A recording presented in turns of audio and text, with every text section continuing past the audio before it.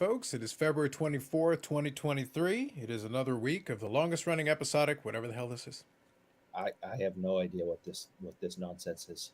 Just I nonsense. every single week I keep looking out for somebody to be like, can you tell me what this is? I have no idea. Maybe potentially down the road, the official sports card sponsor of Crumble Cookies.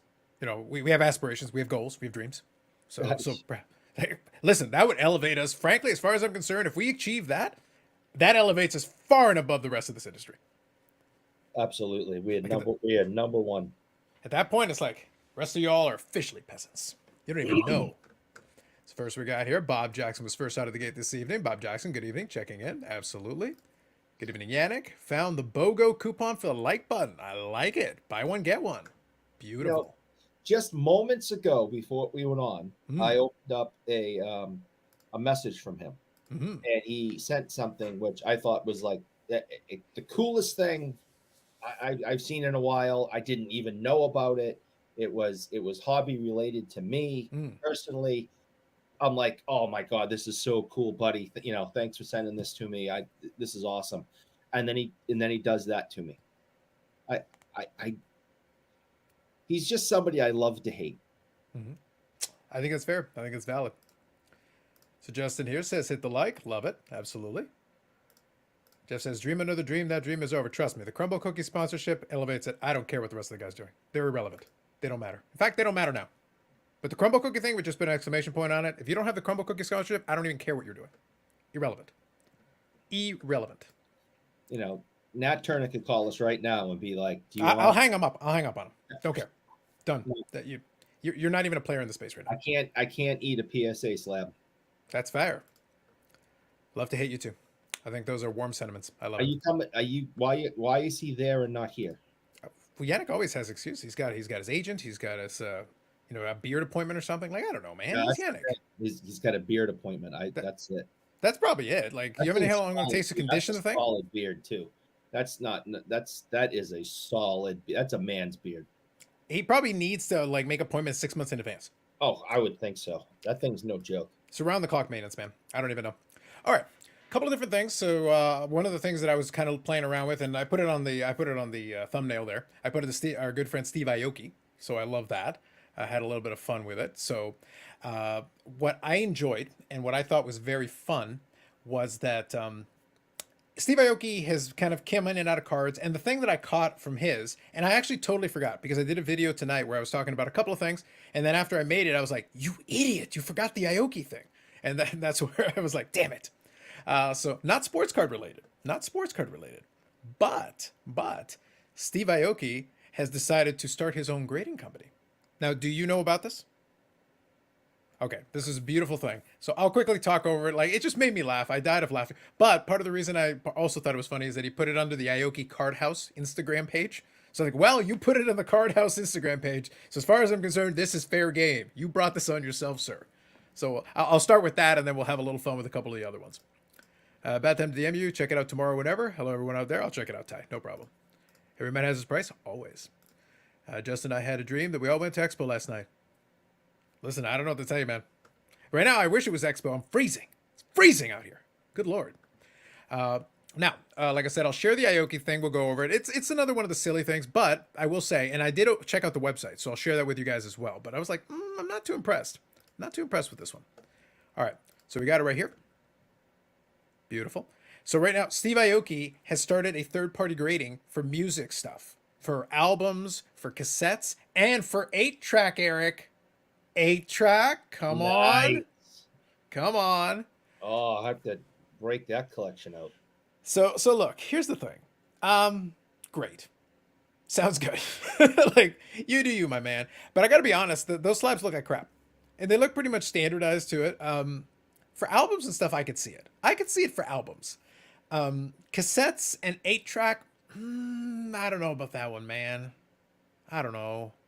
Like, at the end of the day, it's just fun watching guys who have big social media followings basically Yeah. try to enter into this space. And I was trying to think, I thought that there was already at least somebody who had at least tried to start this type of thing. I couldn't find it. So maybe it was just a couple people pitched the idea. I will say, though, that he was also trying to appeal to quote unquote audiophiles. And I'm like, that that isn't necessarily related to the physical media, but sure. Okay. And by the way, the first ones that are using samples are Steve Aoki stuff. How Yeah, convenient. he didn't have to pay for those. He could have at least picked an album he likes that isn't his own work. That would have been nice. Come on, man. Oh boy. All right, let's take a look here. Joel here. Good evening. Update on the misdescription. Herbert Auto and Authentication. They passed it through and got it this week. Okay, good stuff. Got it. Dare to dream always. He did the big baller Tops Chrome was. He did have his own Aoki Tops collaboration at one point. Big baller is Ben Baller, so Ben Baller is a separate one. 48 Fahrenheit. I know enough about the conversion to go. That's not quite freezing. It's chilly, but not quite freezing. I wish it was 48 right now. I would love for it to be 48. Yes, I don't know what it is, but like it's definitely not 48. Eric can finally get his Vinnie Vincent Invasion collection graded. Dare we live the dream? See, again, we're back to dreams. We're all trying to live dreams right now. So, good evening, Sir and Eric. Thank you, Josh. Shut up, Josh. Yeah, that was an idea for this floated around. I thought so. Yes, I thought so. So, like, let's take this seriously for a second. I want to actually pose the question. So, I let it play for a little bit just so you can see. So, it's actually called audio media grading, and I'm going to show you guys the website. By the way, not impressed. Steve Aoki has millions of dollars. This website's pathetic. Like, I'll show you guys. Like, it's impressive in how bad it actually is. Like, I've seen worse, but it's not good. You literally just launched this thing. Like, you can make a better first impression, in my opinion. But the only point I would make about this, and Bob is asking a fair question here. The thing that I'm thinking about this is that, okay, look, I know like, obviously, if you've got like a Grail album, something that's like big time, you definitely want to protect it. And I could see that pitch. I could see that side of it. And, grading, whatever, condition, it's third-party authentication, like anything else. The authentication piece could be really good. I could see that. There are cases I could make for it, but it's very specific. Most people that are collecting albums, most of them want to be able to play the record. Now, if it's like a $5,000 or $10,000 record, you're probably not throwing it on the player, like if we're being completely honest. But, you've got frames that you can put albums in, like you've got for display purposes. Those things, those little slabs, like for display purposes, it looks bad. Like if it's supposed to be an aesthetic thing, like it actually still looks really bad. Like for me, and that label looks so disproportionately small. Like it looks out of whack is what I'm trying to get at. And this is your launch. I knew I should have diverted my investments in plastic. Absolutely, Bobby. Absolutely. Good you have investments? He's investing in an app, and someday you'll get to see it. It's great. I don't believe in that anymore. Yep. Hockey. Carlos, any thoughts on the quality of the recent release of the cup? Is there a higher print run than past years? I can't speak to the print run. I'd be curious to see. Like they've definitely jacked up. We know the price got jacked up a ton. It's possible they bumped the print run, but they also combine multiple years potentially worth of cards because they put in a lot of update cards, a lot of previous years update cards. So that could be a way of bumping up the print run. I'll be honest, the quality, if we're talking like the quality of physical cards, for the most part, if I use Luke's example, for the most part, the cards coming out of the pack seem to be good. If we're talking about the quality in terms of good cards, I defer you to that box break. Sorry, to the case break. It was a mixed bag if we're being generous. The first and last were the best ones by far. If you had opened any of the 4 boxes, the 4 tins in the middle, you'd be hurting right now. You'd be hurting real bad. So he kind of averaged it out by opening all 6. He had to open a full case to kind of average it out and get the case hit. I really want to be like positive about the whole thing because especially since we're friends with Billy and I'm sure he and everyone else over at Upper Deck worked really hard on this and finally got it out with all the the backlog and everything that I just keep coming back to the fact that these prices are completely outrageous. Oh, it's out of whack. Yeah, and it's crazy. All this is high priced gambling. Mm-hmm. This is not for collectors like you and I to go out and go to the hobby shop and pick up a box and come home and open it up and add it to our collection. This is for breakers to then resell and try to make a profit. I can't wrap my head around this. This is just isn't how I do it. This isn't never how I've done it. It's not for me. Hmm. I was watching that last night. Um, my wallet hurt watching that, Yeah. and I even put it in the comments once, but I just kept saying it over and over again. This is Between why. complaining about the Boston Bruin content. Yes, yes. Yes. But I was like, this is why I collect vintage. Hmm. Um, I just, the gambling of, I hope, my $1,200 that I just spent is going to get me something that's worth more than $1,200, so I can then sell it and make a profit. Hmm. That's not collecting to me. That's gambling. Yeah. I'm putting $100 down on this horse, hoping that I get 1,000 back, and it's not for me. Well, actually, in this case, it's more like you put $1,000 on the horse, hoping to get 1,100 back. Like that's actually the game you're playing. You're hoping to make marginal. You're hoping to marginally come out ahead. If you hit the big one, so be it. But you're hoping for like a You're hoping for break even is what you're hoping for. And in the big card, or whatever that may be, or what people decide that is, to come out of it, I can't afford the card. Never mind the box of cards, because you pull out some kind of crazy Gretzky 101, or McDavid 101, or Ovi, whatever it is. uh, That's going to be over $1,000. But And, that, oftentimes it's not. Like I'll and be completely honest with you. Oftentimes it's not. Let me chat on the price piece for a second, but let's finish off a couple of these comments here on this one. Joel says the label, referring to Steve Aoki's thing, looks like a GMA type grading service. It's not great. I'll show you guys the website here in a minute. I do want to talk about the cup thing a little bit because obviously it's a new product and it was long anticipated. This is the 2020 edition. Like it's the 2020 edition in the year 2023. So be aware of that. But we'll chat. We'll definitely chat a little bit on the cup. I did put it on the thumbnail as well because obviously there's plenty we can chat about. And what's funny, just to stick on theme, just out of reach here, I actually grabbed my box with my cards, my cup Medano cards over here. Over the years, I've collected a bunch of them, but it takes time. And I'll grab some of the previous year's iterations and kind of talk through a couple of things as we go along throughout the night. But it's one of those things where they do make very nice cards. If you're a player collector, a team collector, they can be aspirational cards. Like just being honest with you, there's some really quality. These are some of my favorite cards in my collection over here. Like that's why they're in their own box, separate with my favorite cards. If there's a fire, there's two boxes I'm grabbing, and this is one of them because this is my favorite stuff from that section of the PC. But at the same time, the pricing is way out of whack. And I feel bad for somebody who like comes into it the last couple of years and think that this is normal. The cup was always expensive. The cup was never cheap, ever. But we just took it up a notch, relatively speaking, to the point that like there's almost no way you can't possibly win.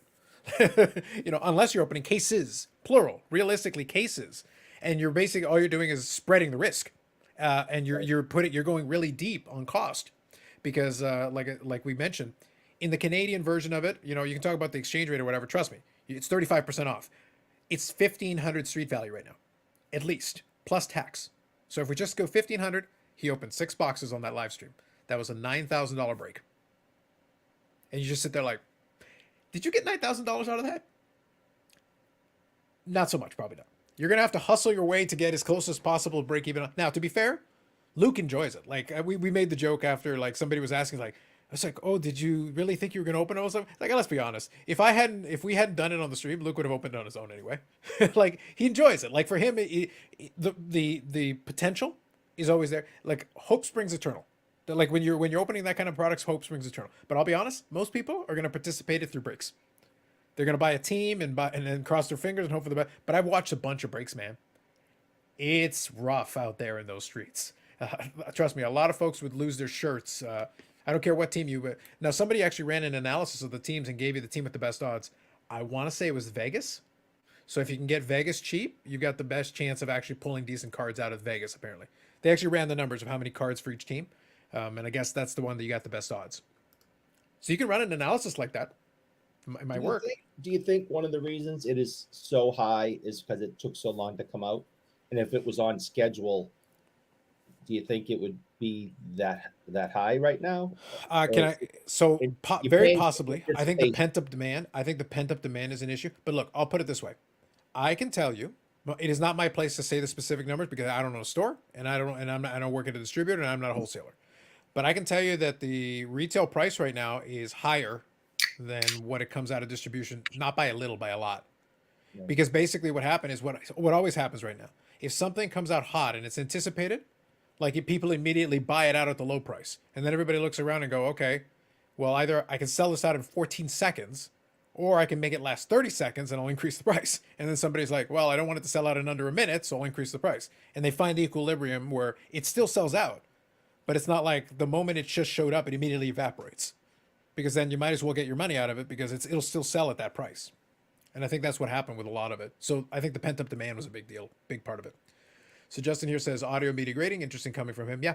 I also think it's interesting timing. I think he's lost a lot of his luster hanging out. Now, again, this is a different genre of collecting, to be fair. So it's not cards.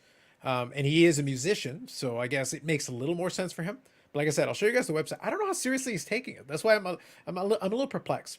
So I guess technically he's the first to try this. You might want to put a little more effort into it, in my opinion. How do you read graded comic books? Same idea. Yeah, it's fair. I get you. Jeff here says the Beatles Butcher cover. So that would be like one that at least has some collector value. I could see it.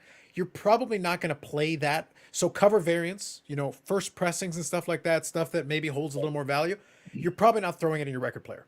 Is all I'm saying. So like even if you're a major collector, maybe you go find yourself a beat up copy and play that one, and then keep nicer pristine so you're probably going to put it in some kind of a holder to preserve it, or in a frame or something like that. So that part of it I get.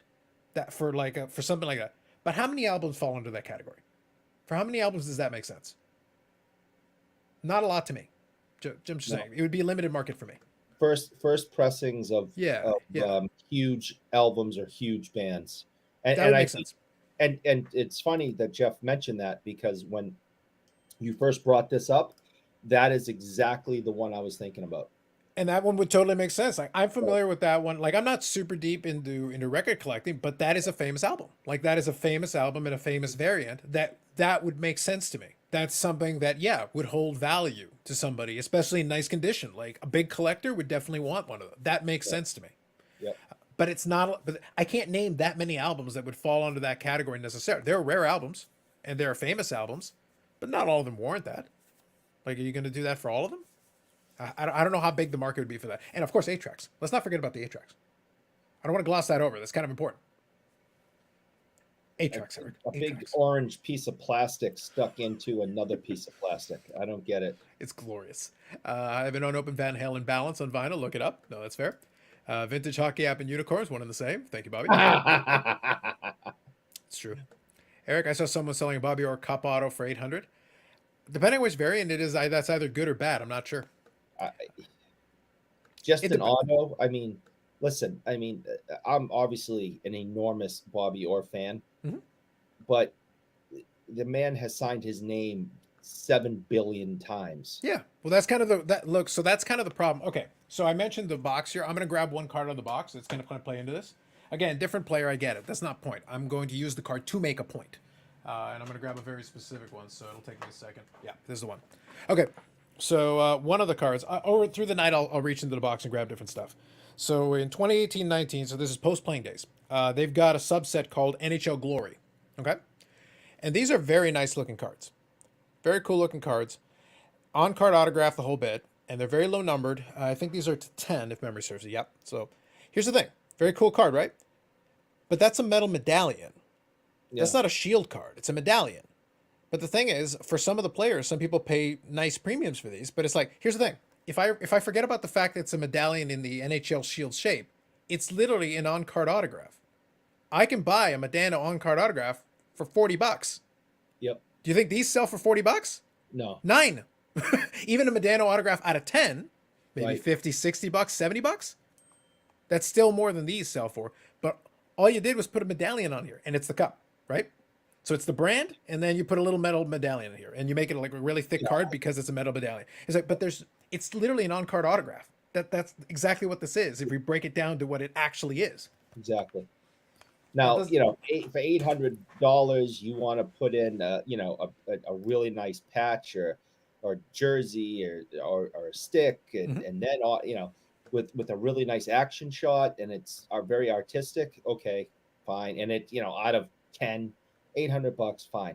But guys, I'm telling you, I work at a store that I can't turn around and not see a Bobby Orr autograph. They're not rare. Mm-hmm. Now let You me grab should this one. Let me grab this one real quick. Who collects should high not end be card? doing that. Yeah, who collects high end Cup of players outside of Crosby, McDavid, Gretzky, Ovechkin? Set collectors. People put together the sets. It doesn't matter when they're putting together the sets of like limited logos and some of the other ones. They will pay $100 or $200 for a rando because they need it for their set. That's it. If it's got a quality patch, if it's because the one who's putting together a set and wants to put together the nicest patches, they need certain cards to fill out their set. If that's the one they need and a couple people need it, that price goes through the roof. And you're like, why for that guy? What does that guy do? It has nothing to do with him. It has everything to do with the subset. It has everything to do with the set collector. It has everything to do with the one they need. That's how some of those cards go for more than you would think for the player. So who collects high end of the cup players? Lots of people. That's why the damn things cost so much. That's why. But in comparison to the price of the tin, no, you're not gonna make up the difference. Even if you're selling randos for $100, $200, it's a $1,500 tin. Like that just takes the edge off. That's barely putting a dent in it. Like I said, I'm just glad I collect vintage because I really just I can't wrap my head around it. It just can't do it. Bobbles here, continuing the Robertson pump. We appreciate it. And Valid. again, why is he there and not here? Another one. I don't know. He's probably curating his addiction to money. He does have the addiction to money, so there is a lot of He that. has an enormous addiction to money. That is true. 1,500 in the streets right now. Yeah, there a lot of dealers have him for about 1,500. Lucas gambling. He does. He does. Clearly, Like I said, but my point was he would have done it with or without us. But at Right. least let's get it. Let's get it footage. Let's do it for the content gods. If nothing else, let's do it for the content gods and get something out of it, right? It would likely be higher if it came out normal time because Lafreniere was so hyped. That is true. Lafreniere was a lot hotter when that product would have originally come out. Now Lafreniere is like a meh pull. Now you're looking for some of the other guys to I make still up the think difference. that kid's going to have a heck of a career. I mean, And that so in that instance, it might be an opportunity for somebody to take advantage of the lull. Like if people are down on the guy, maybe grab some of them if you like to cheaply enough. If you can get them cheap enough, throw them in the box and see what happens. again, that's just more gambling. Buy low, sell high, sit on it, wait. I mean, I like the buy low though. Like the problem with the gambling that we were talking about with the 10 is that you're buying high. buying high. And, Yeah, so like if you're gonna gamble, I like the buy low. If we're gonna do the scratch off ticket, fine. Let's do a $1 scratch off ticket. Let's not do a $500 or $1,000 scratch off ticket and hope for the best. It's like no, if we can do a $1 scratch off ticket, I can live with a gamble like that because you know what, maybe nothing comes of it, but it's not a big deal to you. You just move on. Yeah. Real quick here. Carlos, I worry the pent-up demand and long-time absences last release would lead to a bigger checklist, more parallels, high print runs. I could. We'll have to see kind of how it plays out. The problem is it's also so high. Some of it may just stay unopened for a bit. I know a lot of it has sold. I know that a lot of folks that I've talked to tell me they're having no trouble moving the tins. And the breakers, obviously, are a good avenue with which to do that. Oh, yeah. But it could be higher print runs. The problem is it's the cup. So higher print runs relative to what? And if it is higher print runs, then the set collectors that come out in droves and fill in some of those subsets they always do, well, they're going to have a good time, at least for a while. Initially, when the product comes out, if you're trying to build a set, you're probably off on eBay or wherever trying to fill in your set right now as quickly as you can before the thing dries up. A lot of the old cup sets, the reason why they became so expensive is that the supply ran dry. And once it ran dry, that was it, man. A lot of it just disappeared for years, and it'll sit in a collection until someone's ready to divest a lot of it all at once. I just received 16 albums today. I'm anxious to listen to the Julie Driscoll, Brian Auger, 1969 Street Noise album. Very specific. I would frame it on the wall, but never grade any album. I prefer listening to it. Fair. I think you're not alone. I think that's reasonable. Will Breakers ever run out of new suckers? No, probably not. That rule number one. Yep. How convenient? Perhaps. Final discussion. I probably screwed up buying 2 huge boxes of vinyl today and afterwards wish I hadn't. But the addiction to money, Bobbles. What are you doing? Rare La Studio era Rush albums. Canadian releases would bring the collectors. Perhaps. Good evening, Baz. Good evening, Philmington. Philmington. Hey, Phil. Yep. Well, I got a chance to meet Phil for the first time last weekend. Went out and had lunch with him and some other guys. Super nice guy. I'm glad he popped in today. Phil, if you're still in the chat, are you going to Peabody on Sunday?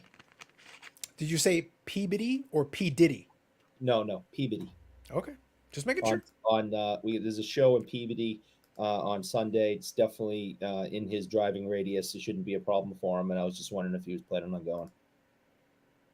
It's Ty here angling for huge drink coasters. Maybe, just maybe. The problem is at that point it's not a drink coaster. It's to hold my plate.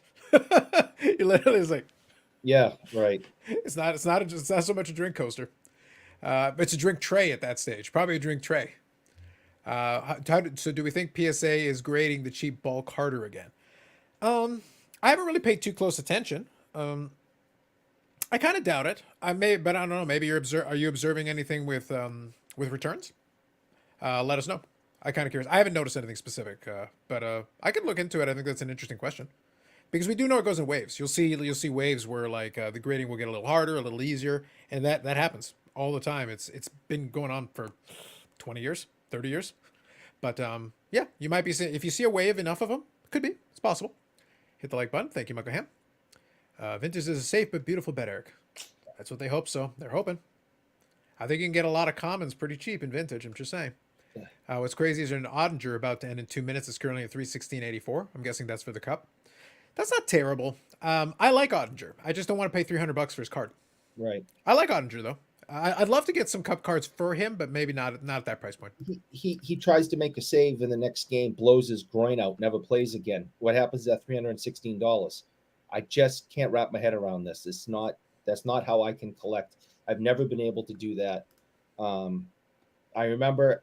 I know I'm old. We all been over this 1,000 times. I was gonna say just in case. But the last time, and it's gonna sound ridiculous, I know. The last time I bought invested in a rookie, hoping that it would turn out and everything was Howie Morenz during his playing days? It was not Howie Morenz, but it was Jaromir Jagr. Jaromir Jagr. Okay. Now in the 90s, you had the boom. You had to get his cards, and the O-Pee-Chee Premier card was the big one. And, I mean, you had no idea if this guy was going to be any good, but that's what you chased. You broke boxes. You tried to hunt down this O-Pee-Chee Premier card, and now we realize that there's a freaking 700 billion of them. And even in mint condition, the thing is worthless. You know what the irony is? Out of the cup boxes and cases that I've watched open, some of the nicer cards. There have been a couple of different nice ones that I've seen broken. Like I said, it's a mixed bag. I've definitely seen some nice cards get pulled. Some of the nicer ones are some of the Splendor cards, and they've got a lot of legends in the Splendor checklist. And some of the nicest ones I've seen for Splendor were actually Jaromir Jagr cards. They have some really nice with game use piece, on card autograph, really clean looking cards. They got Penguins memorabilia they use for it, really nice cards. But some of the nicest ones, ironically, were Jaromir Jagr cards, and those are nice cards. And you shouldn't be paying a lot for that. The guy played 20 something years. He was on 110 different teams, including the Boston Bruins. I mean, you shouldn't have any. Why are you paying a premium for Jagr stuff when there's so much out there? I just can't wrap my head around this type of collecting. It doesn't make sense to me. It does not compute. Well, Bob, Eric, let's be fair about this. Like, to this day, there is a lot of value in Bobby Orr cards. And as far as we know, he made the first three-pointer in NBA history and then nothing after that. Like, who's this guy? Get out of here. Cup tins are magic. You can turn $1,500 into 30 in 30 seconds. Oh, come on. At least $50.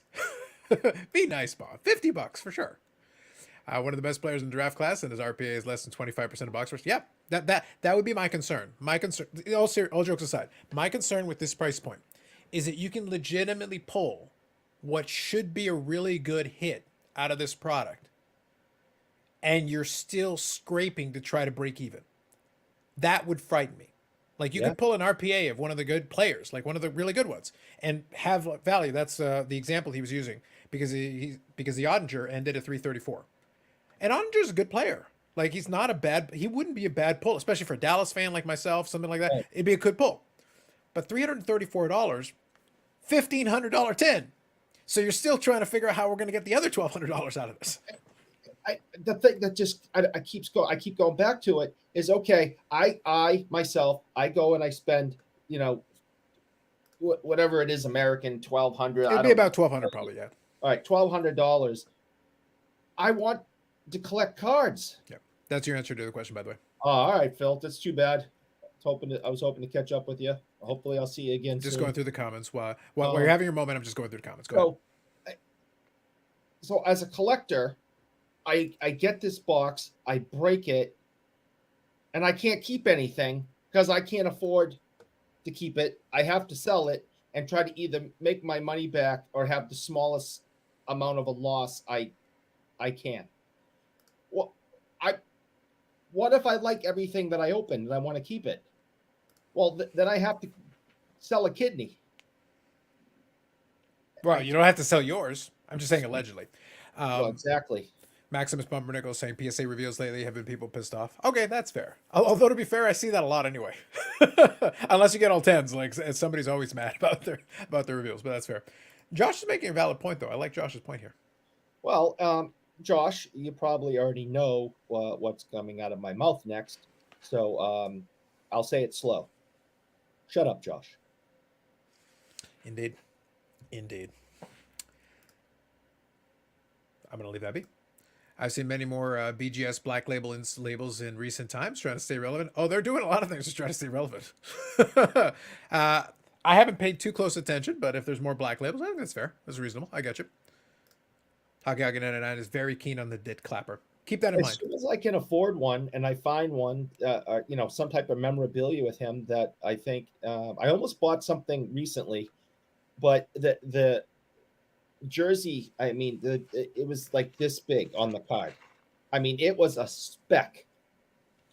And I was like, I'm not giving you that kind of money for a speck. Mm-hmm. Yep. So real So quick, yeah, let me. it was Get Clapper. I wanted it. I couldn't pull the trigger on something that is the size of a dime.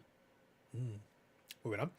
Good evening, friends and fellow cardboard enthusiasts, collectors, and connoisseurs. Good evening, Tom. Talking about the cup? Yes, sir. Hey, listen, they've been waiting almost 3 years for the damn thing. You may as well get a little mileage out of it. We'll talk about it this week, and then we'll leave it be. Like anything else, for all the hype and everything, it'll be this week. We'll talk about it, and then next week we'll forget about it and move on to something else, as we do. Also note Future Watch Oninger patch autos sold for $375 on February 17th. So his cup went for less and new product pricing than his first watch RPA. Interesting, interesting. With the design, I'd actually almost rather have, design wise, I'd rather have the Future Watch card. I'll be honest, I think the Future Watch card looks a little nicer. But obviously the cup one is usually the premier one. Although to be fair, I think also the other piece is that it's going to depend a lot on who's buying. But since he said February 17th, I think that's unfortunate for the cup card. And it seems like a decent price comparatively. I'd still rather pay less regardless, but that's fair, Bubbles. Thank you for that note. It's a beautiful thing to see these hockey cup guys struggling to break even side. Struggling is the right word. Struggling is the right word. Well, no one said you had to sell your own. Michael Ham, Eric's kidney couldn't buy a tin of the cub. No, probably But not. hold on. First of all, you've been causing a lot of trouble lately. So He's Michael Ham. you were starting to get on the list. That's number one. Number two, You should what actually keep a list. I feel like what you if should have a list. what if I sold both? I could afford it then. So when we're talking about though, when you sold both, you're talking about just the tin, not the contents, the tin. Well, yeah. I mean, Yeah. But the tin is probably fine. Yeah, that's probably fine. Carlos, what release of baseball card set are you most looking forward to? I don't really pay attention to them. Like when I'm collecting the cards, I don't really buy new baseball, to be honest. I'll look for singles here and there, but for the most part, I don't really care. That's why I kind of laughed. I've been watching videos of the folks complaining about the 2023 tops print runs and everything. And I'm like, okay, don't buy the product. Oh, but they're making a million cards. Cool, man. So what? Because somebody was running the numbers and doing a little bit of math, and they did napkin math, and they figured the base card is about a million cards. And I go, cool. So they need to print 4 times as many, and then that'll be matching 1991 tops. yeah. They still need to increase it by a factor of 4 just to get there.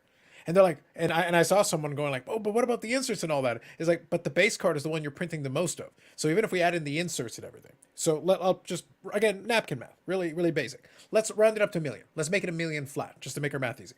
660 card set in 2022. Probably will have similar in 2023. Okay, so a million cards per base card. That would be 660 million cards.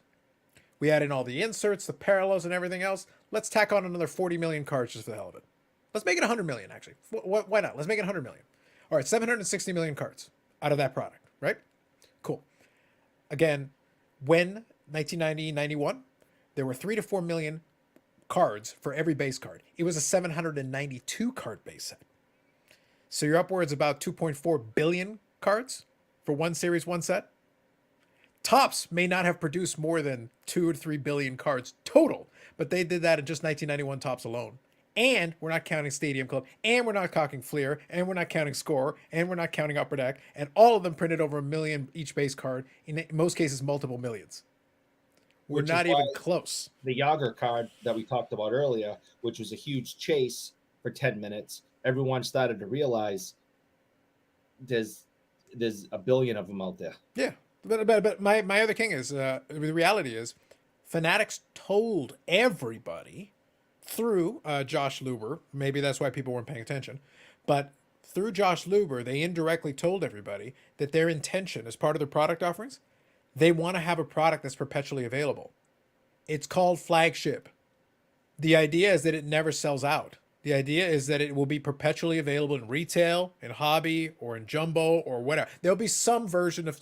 So if you have your precious kids that you keep telling me about that are supposed to be in the hobby, well, great, good news. You will be able to get a blaster box or a hobby box or a jumbo box or a hanger box or whatever of this product if you want to sort through some cards. That's it. But it won't be worth a lot. Just don't expect it to be. And if you're worried, oh, well, in that case, then it's not worth even the price of the box. No problem. If all of you leave it be, let some dust, settle on it, they'll put it on a discount. Then go buy yourself a box on discount in maybe 6 months. Sounds good. If you just want to sort through the cards and open some packs, man, that should be cheap. That sounds great. I might open a couple of boxes of, 2023 Flagship if y'all bring it down to like $50. Sure. I do it for $50, but not more than that, right? Again, if I'm just opening for the sake of opening and having a little fun and sorting through some cards, right? I'm just not going to pay the current price because it doesn't interest me. I don't care. I'm not putting together the set. So I've really got no reason to open it. I like opening packs.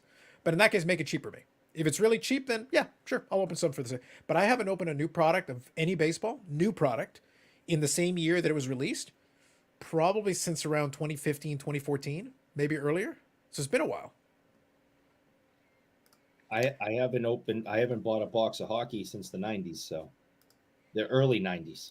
Yeah. So for me, it's like there is so much product to chase. If you just want to collect cards, there is such a huge back catalog of stuff that you could chase after. Like you really could. And you could chase after. There's enough stuff to keep you busy for years. You don't even have to touch the new stuff for years. And even if you want the new stuff, you can wait until it hits eBay. Buy the singles you want. Done. Throw them in a Z folio. Throw them in a binder. Throw them in a box. Whatever you want to do. Have a good time. Topps Flagship paper, isn't it? Yeah. There's a lot of it. I think somebody wants to put together a set, but also they sell complete sets. So you could just patiently wait until they sell the complete set and just buy it. So there's plenty of that stuff available. Yeah. Why don't you publish a video ranting on the people complaining about Topps Flagship? Because ironically, I don't even care that much about them complaining about it.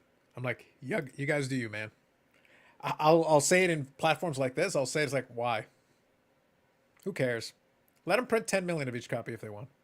If you guys don't want it, then it'll sit somewhere. And then they'll throw it in a landfill. Topps has done that before. Do they have more room in the river? It'll land on top of the 52 mantle. It'll be fine. Don't worry about it. But that's just the way it is. It's like it's how it goes. Circling back around to the cup thing, like in relative terms, the cup is super short printed by comparison to that. So, Right. so count your blessings.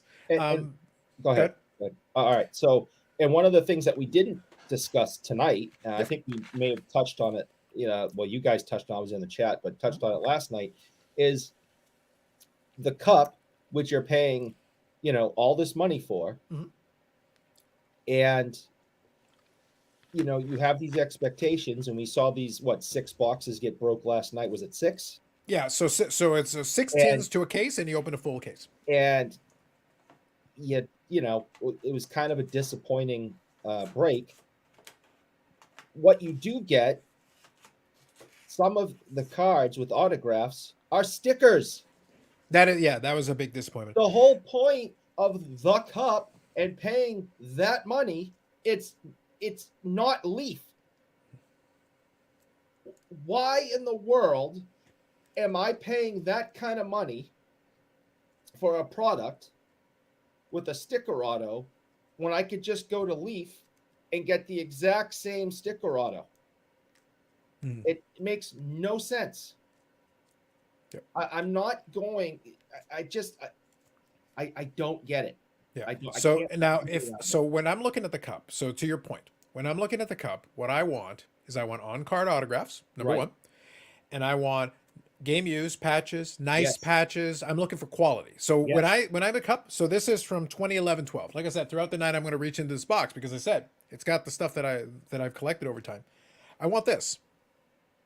Exactly. I want multicolor patches. I want, game use pieces. I want on card autograph. And Right. this one is numbered to 15. So that's the emblems of endorsement. That's one of my favorite subsets. Well, there are people that collect the subsets. So going back to Hockey Hockey's question, I collect Medano, so obviously I was going to buy this card. However, there are other people who are going to need this card and other ones in the set, whether they like the player or not, because they're building the set. And when some of them are numbered to 15, I think the whole set's numbered to 15. So they're all numbered to 15. So it doesn't matter the name. If you need it, and then there's a collector for the player too, or a team collector or that, all of a sudden 15 becomes really short printed in relative terms. So once you have one and you've got it, a lot of these end up then get throwing into collections and they just sit there and they get hoarded over time. That's where some of them become expensive afterwards because that one is 2011-12. So that right now is over 10 years old.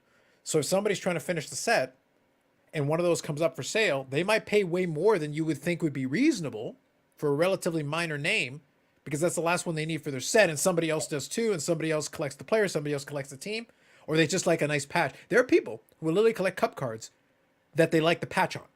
They don't care what subset it is. They don't care what player it is. They're just looking for the best patches they can find for the money. That's what they want. I think this is the only cup product I own. That was a great year. I like that one. And I think this is the only. I think it's the only cup card I have. I want to say that was that the first or second year? Was that 05-06? It's on the back. You should be able to see it at the bottom on the back. Yeah, I don't have my glasses on, but I'm looking. Yeah, 05-06. Yeah, so that was the inaugural year of the cup, and that's the year they came out because it was Crosby Ovechkin. You had the double rookie class. That's the reason they came out with the cup that year. But it's on card. The patch isn't anything fancy. It's just But it's game used. Yeah. From the 70s. So I mean I love it, but I'm not gonna. I didn't spend $800 on the thing. Mm-hmm. Yeah, but the point is, when you're paying good money though for the product, that is your expectation. Yeah. On card, we want game use, we want on card, and we'd like the design to be nice as well. We'd like to frame the card, frame the pieces. That's why I use the example of that medallion. Aesthetically, is it a nice looking card? Yes. But at the end of the day, you gave me a piece of metal, stuck it on, and gave me a standard autograph, numbered it low, and made it expensive. And what's the metal? It isn't like it came off of anything. They just No, it's literally a piece of metal. It is literally a piece of metal. And is it really metal or is it plastic? I believe that one is actually metal. Okay. I've got a better example of one where they use metal in a better way. I'll actually show that one here in a minute. But that's the point. Let's see if I can find it here.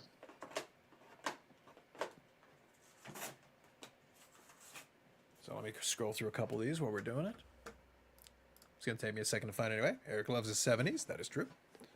I didn't know 05-06 was considered vintage now. The player is vintage. Josh, what am I going to say?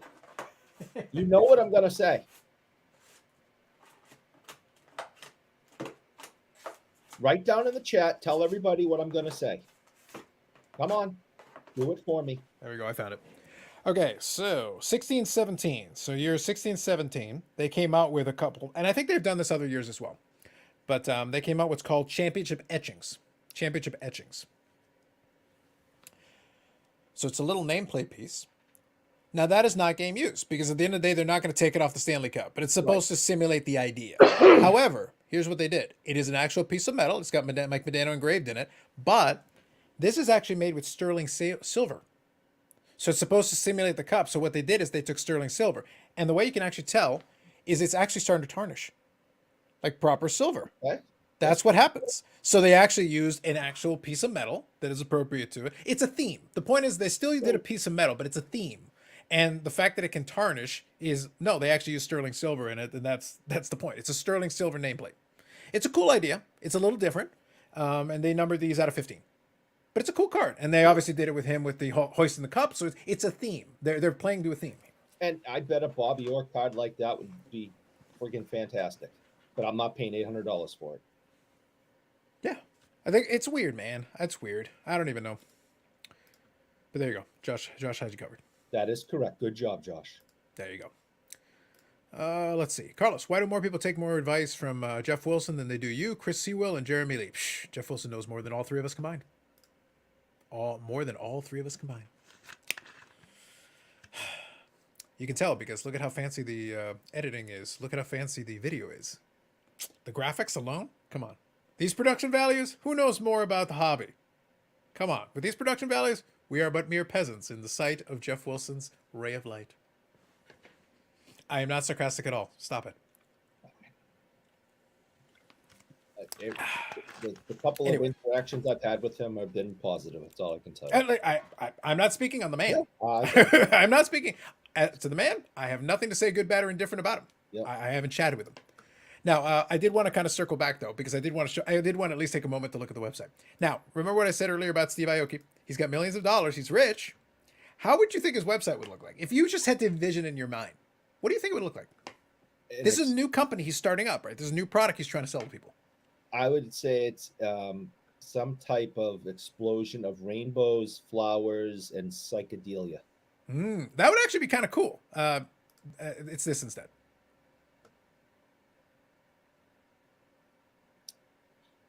Did my daughter do that in a high school web class? Okay, What is so here's the this? deal, guys. This is giving me some serious GeoCity vibes. Like the side of it at least is using a little bit, but guys, I was doing this shit, hard coding it, back in like '08. Like, I'm serious. Like, what? Oh, here you go. You can put in the serial number to your thing, and you got these little icons, and like, okay, click the vinyl one. Here we go. Get excited.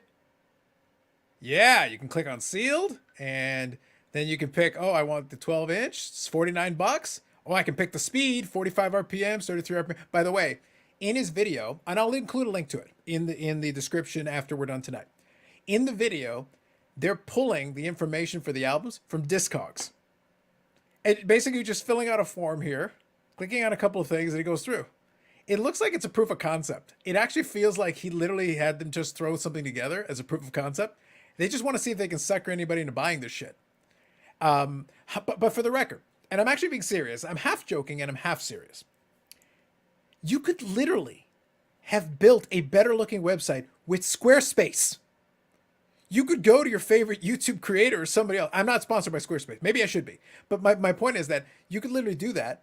They've already got pre-filled templates that look way better than this. And hell, you could use somebody's code and get a discount. You could build a better website than this crap. A Shopify website, you could use their WordPress. They've got templates. You could use their templates. What the hell is this? It looks as basic can get. Now, as we know, I'm a huge fan of the KISS method, but We've gone too far, Eric. This is too far. Yeah, that is keeping it simple. Wow. I'm not feeling it, man. I don't know what to say about this. It's not impressive. It's not great. Wouldn't you want his face on it? I mean, he's the face of the company. Wouldn't you want him? I don't know. Oh my God, it costs you more money? It's actually $50 flat to do the 8-track? Holy crap. Think of how much plastic, how thick it has to be to get over an 8-track. 8-track's like the size of a loaf of bread anyway. Yeah. Anyway, not too impressed with that. I'll leave a link to it in the description. I needed to make sure I at least went to the site.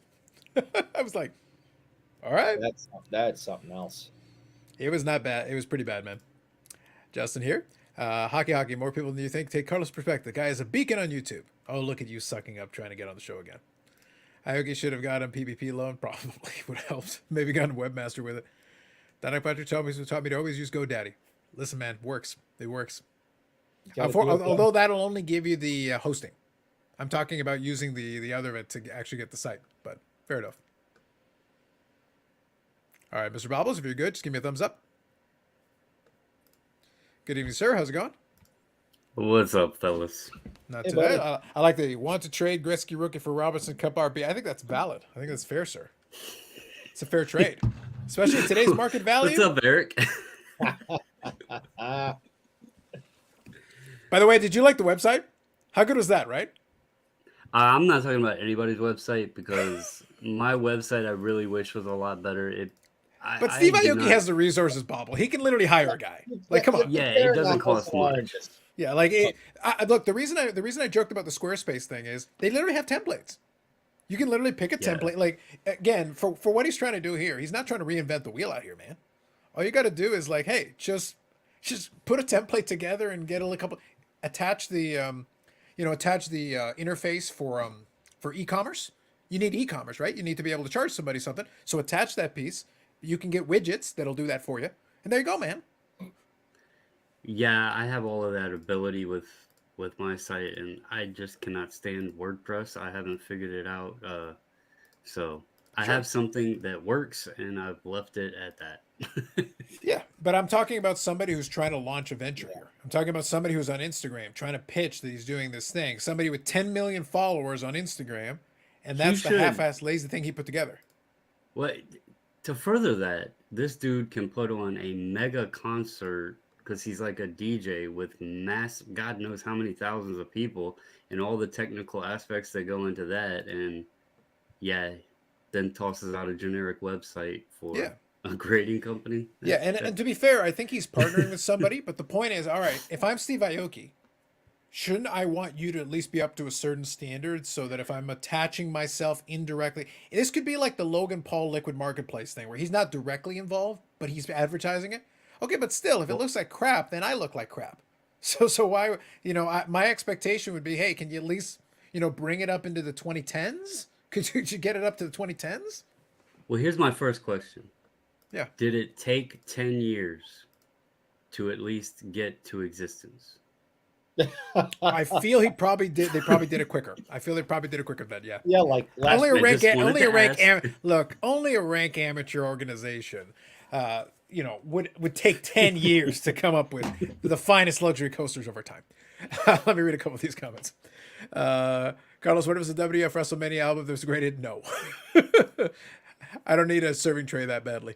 Eric, thoughts on Jeff Wilson extending the olive branch to Sports Car Radio? I wasn't aware that he did, but there you go. Maybe.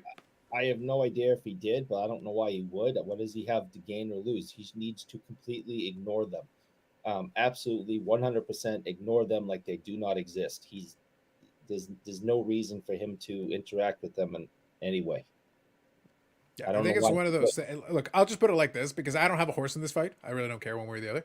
I will say that it's like, look, I wouldn't blame him for trying to extend the olive branch. Trying to do a war of words with them wouldn't work out for him. Right. Because so it's one of those things where that would not surprise me. But at the same time, it's just going to create content. Like the Sports Radio guys will use the content, which is their right. They have the right to do that. But you're just giving them ammunition, but you've giving them ammunition all along. In fairness, he should literally just stay in his lane, just do his own thing. So. Yeah, that's my point. It does nothing for him to continue to interact with people who are against you in some way, and have a platform to show all this. So I don't know why. To each their own. My answer is to each their own, man. To each their But own. we both have you on our shows like each week, and you're always. Well, to be fair, I like IM'd company. me. Your night's about to go to hell, bitch.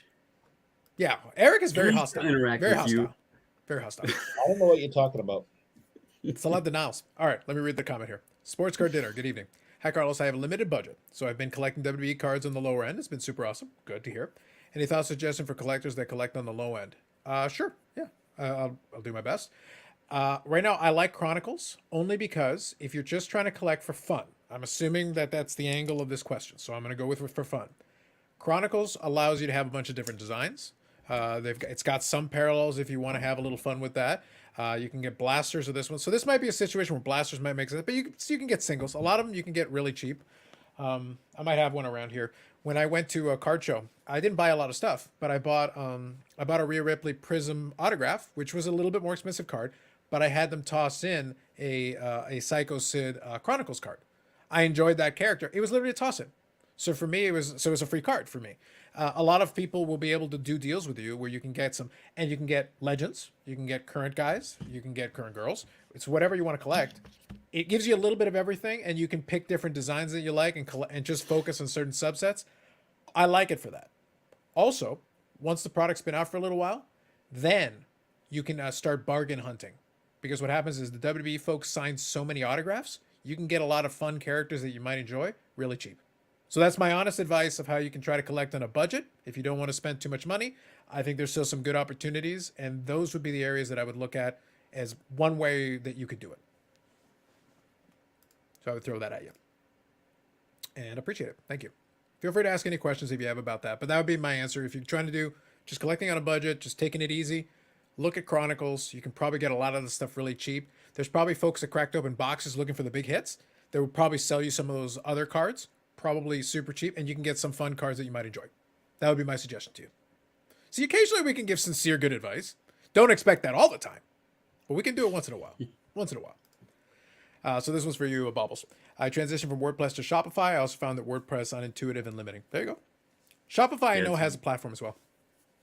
And they also integrate, obviously, for e-commerce well as well. So that's one part of the deal. Unfortunately, I just renewed my damn WordPress subscription and everything, so. Yeah, there. But I'll have to look at it for next year. There. But there you go. Thank you, Filmington. I don't get the allure of the cup. I'm with Eric. By 70s, 80s, and 90s. You can. There's a lot of 90s that isn't very good either, but and 80s is 80s. It is what it is. When you get through the comments, can we touch back on that and Eric's comment? Because I want to give a view on it. All right, real quick. Let me zip through a couple of these then. Jeff actually pointed out that they had a scammer in a video. I wasn't aware of that, but thank you, Josh. Sent the olive branch already. Watched this in the video today. There you go. Hard channel to watch. All right, got caught up. Go ahead, Bubbles. All right, so I want to come at it from a different angle on the whole thing with the cup and actually kind of eat crow on my own aspect, because obviously coming from the baseball side and all of that as well, you know, I like the Juan Sotos and the Acuñas and all that, but I was always also to the impression of that it was kind of crazy to me that people were spending so much for the newer guys rather than buying, you know, Hank Aaron, Mantle, Gehrig, whatever. So when I was sharing the Ottinger thing, as a Stars fan and as a new hockey fan, to me, that's Ottinger's best rookie card, right? And when I look at that at 300, you know, 330 or whatever,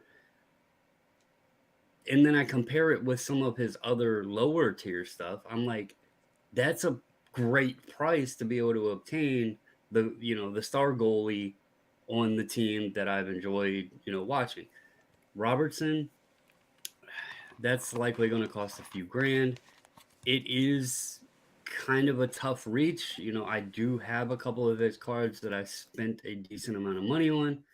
But again, that's a player that coming into becoming a hockey fan that I gravitated to immediately. Now, I have the respects for the Bobby Orrs, the Howes, the Gretzkys, and all that.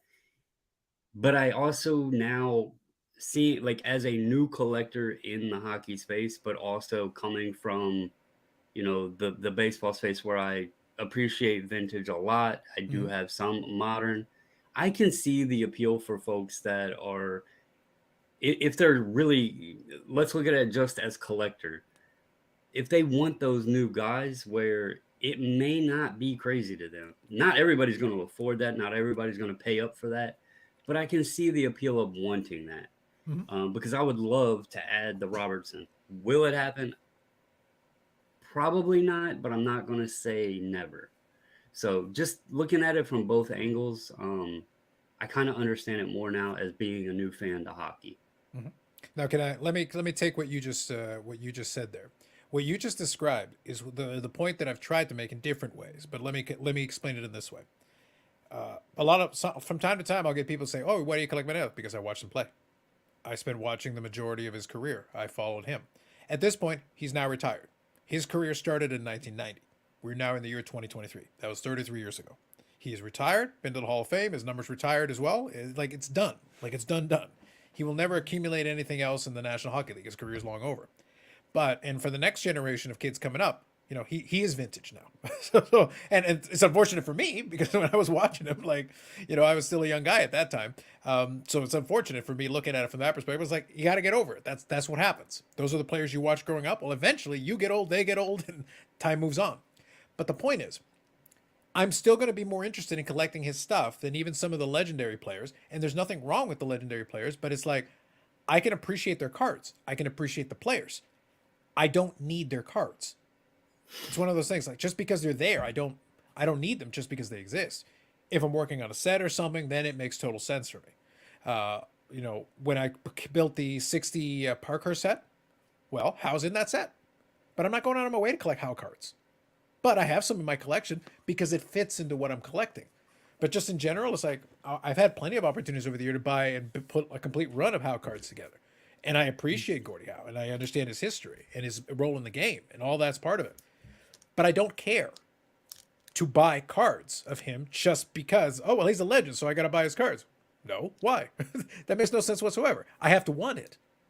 If I desire said card, then it makes sense to me. But I can appreciate it. If somebody shows me the card, hey, that's an awesome copy. That's beautiful. Fantastic. Congratulations. I can appreciate that someone else is building the set or wants that card, or to them it's a grail card. I can appreciate that and also have no desire whatsoever for it. That's why you're going to have, why collect the dude? Because that's the guy that's playing today. The kid right now, watching Connor McDavid, watching his highlights, watching him play. This is exciting. Why take it away from them? Let him have, but Gretzky was better. I don't care. Let the kid enjoy the current player who he's getting a chance to watch live, because in 20 years, Connor McDavid will be retired. And then the next generation will be into Connor Bedard, maybe who comes in down the pike here almost 10 years down the road from him, or next guy, whoever. Every generation's got their own. For me, it was the 90s guys. I'm always going to have a greater appreciation for the 90s guys because that was the era in which I was watching the most. So the Jagrs, I got a warm spot in my heart for the Jagrs, the Solanis, the Correas, Lindros, even John LeClaire, Tony Amani, all these guys. Keith Tkachuk, all these dudes. But some of them have kind of been lost to the sands of time. You can buy Keith Tkachuk cards for a song. They're worth nothing. But he was the dude. He was on the cover of video games, man. He was a back-to-back 50-goal guy. He was out there scoring goals in Phoenix and in Winnipeg and doing all this stuff. And it's like Winnipeg when they had the team the first time. Not even the second time, the first time. But the point is, I can refer to that. Somebody else look at us, but Keith Tkachuk, well, he scored 500 goals. He was okay. That's not the point. The point is, he was one of the dudes at that time. Today, there are better players. That's why I laugh when I go through the cards. Even today, even though he's not a guy that people like. So that's a duel right there, dual signatures, and that's Modano and Patrick Kane. And now down the road here, Patrick Kane is going to beat Modano's numbers down the road if he just is able to play. If he's able to stay healthy and well enough, he will surpass his numbers. Well, what's funny is this is back in 09-10. They already had them on a dual card. Modano was still playing, but he was towards the end of his career. And Patrick Kane was just getting going. But guess what? So down the road, which player do you think more people who are like American hockey fans are going to pay attention to? Patrick Kane becomes the number one guy. Guess what? He's going to be the number one guy, right? But Modano was the number one guy. He's the guy he has to pass. It's a pretty cool card, right? It'll fit into that kind of section of history. Some people care, some people won't. But as a Modano collector, that's why I bought this card. Just so happens Patrick Kane's on it too. Down the road, it'll be, the Patrick Kane card. That's why they want it. You said you've been watching some of the breaks, or a bit of breaks. For sure. Have you seen any of the rookies on the Brilliance cards? Not yet. Okay. Since we're showing and talking about the cup, I do have a cup, and this was the one I was talking about the other day. Yeah. I really like these. They're a clean card. Yeah. I like how it's like the shadow box, the auto, and the gold ink. And this is actually a Makar rookie. So if Robertson had one like that, I would like to pick that up, even if I never even seen in Yeah, I had forgotten RPA. about it, to be honest. Yeah, they're awesome cards. Yeah, so you can do the paint pen very well. They're, like I said, it's not going to be for everybody. It's not going to be for everybody. So, but again, if you're a collector, a player collector, or set or team collector, or whatever, but that's why I say I can go in here and I can kind of give you backtrack because I haven't been collecting these for 5 minutes. I've put this collection. The cup started in 056, and at that time it was too damn expensive and I couldn't afford it. But over the years, I've been And now able to Carlos accumulate. is Yeah. working on Yeah. Crumble sponsorship. Oh yeah. Well, these days, once we get the Crumble sponsorship, I'm gonna be going on the Learjet to personally collect the cards. Wait. I won't even worry about shipping. Crumble's probably going to pay out good enough.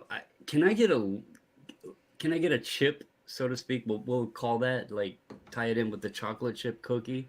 Can I get a chip and get the Robertson RPA? Bubbles, we're gonna talk. We're gonna have a conversation. Look, at least you had a hand in the Crumble thing. Look, I do not forget the homies that got at the hookup when the Crumble money comes in. I will not forget the people. Again, not only am I a man of peace, I'm a man of the people. I will not forget the people. Probably I'll forget Eric, but the rest of the people, probably I'll remember them. We I show don't want appreciation. I don't want any money. I just want. You want the cookies, yes. Well, that'll be part of the deal. We'll let you review the cookies. Yeah, I think that's fair. You guys can split the money. I want the cookies. Fair. I don't want the money. I just want the Robertson cup. Like, Fair, I'm not fair. asking for much. Fair. Let me read a couple of these here. I'll get caught up real quick. Carlos is prospecting real bit. I definitely picked up a couple of cards, and I actually sold one. I'm waiting for the payment to go through. I'm going to follow up with them, but hopefully, and I probably did well on that one. Charlotte Flair is overrated comparatively to what WWE calls her now. Yes, but she is good. But they're trying to make her something she isn't. But she's good. Next year, man, the migration took less than 2 days for me. URL to direct people to new CMS in reference to switching over to Shopify. So Yeah, he messaged me. Thanks, Phil, for the information. So awesome. Thank you for that, Filmington. Hockey is still cheap in my book compared to other sports. Compared to other sports, yes. Good evening, Jeff. Sounds like you have an affinity for awesome hair, perhaps. Carlos, how come you don't collect Joe Nieuwendyk? There wasn't a Joe Nieuwendyk card there? I'll have to look later. That's a cool card, Carlos. I love when two autos / dual cards aren't just two random players. Yes, agreed. Yeah, they had a theme with that, and they called that one early. I was very impressed that they managed to. Obviously, they're both American players, but I'm surprised that they called it that early. That was actually very impressive by them. And down the road, it makes more sense. Down the road, it'll make more sense here. That's going to be interesting. Sounds like a big week for these cup cards. Well, we had the release. It's been a couple of years. We had a big, long delay. Cease here. Good evening. Johnny Late. If Bobble's tagline is true, then yes, he can trade. He needs to trade a Robertson for Gretz. Facts. For Eric, I'll remember the people, but forget Eric. True. He'll have his cookies. He'll be fine. Gretzky. It's the opposite. Yeah, that's right. They're trying to reverse it on you, man. It's not going to work. I have actually Gretzky was my second hockey card ever purchased. There you go. My first was Ovechkin. Yeah. Can't go wrong with those two. Yeah, that's what I mean. But that was the whole point. Is that I think a lot of people got obsessed with the notion of it's so expensive I can't collect everything. It's like, who the hell told you to collect everything? Pick and choose, man. Pick and choose. That's why I say pick a theme, pick a category. If you collect a certain player, look, I'd love to tell you I've got all the cards. I don't, but I was able to get one just the other day. I won one, and I was able to come to a deal on one. I'll actually show it in a little bit here. It's still obviously an eBay picture, but it's a nice one, and it's going to fit in with the other ones. And I'll show you the alternative version of it on here. But it's chip away. It's been a slow process. The first year was 056. I've been chipping away at it ever since. It's a very slow process. It's not fast, man. It's not fast. So take your time. There's no hurry. Carlos, how come Natty Neidhart and Charlotte Flair decided to completely change their appearance over the last year? A complete reconstruction? Ask them. That's their business. Eric has had at least 14 cosmetic surgeries since the show started. Now, they're very subtle. You can't tell, but they've started. You mean from starting tonight? Yeah, basically. Yeah. Oh, yeah.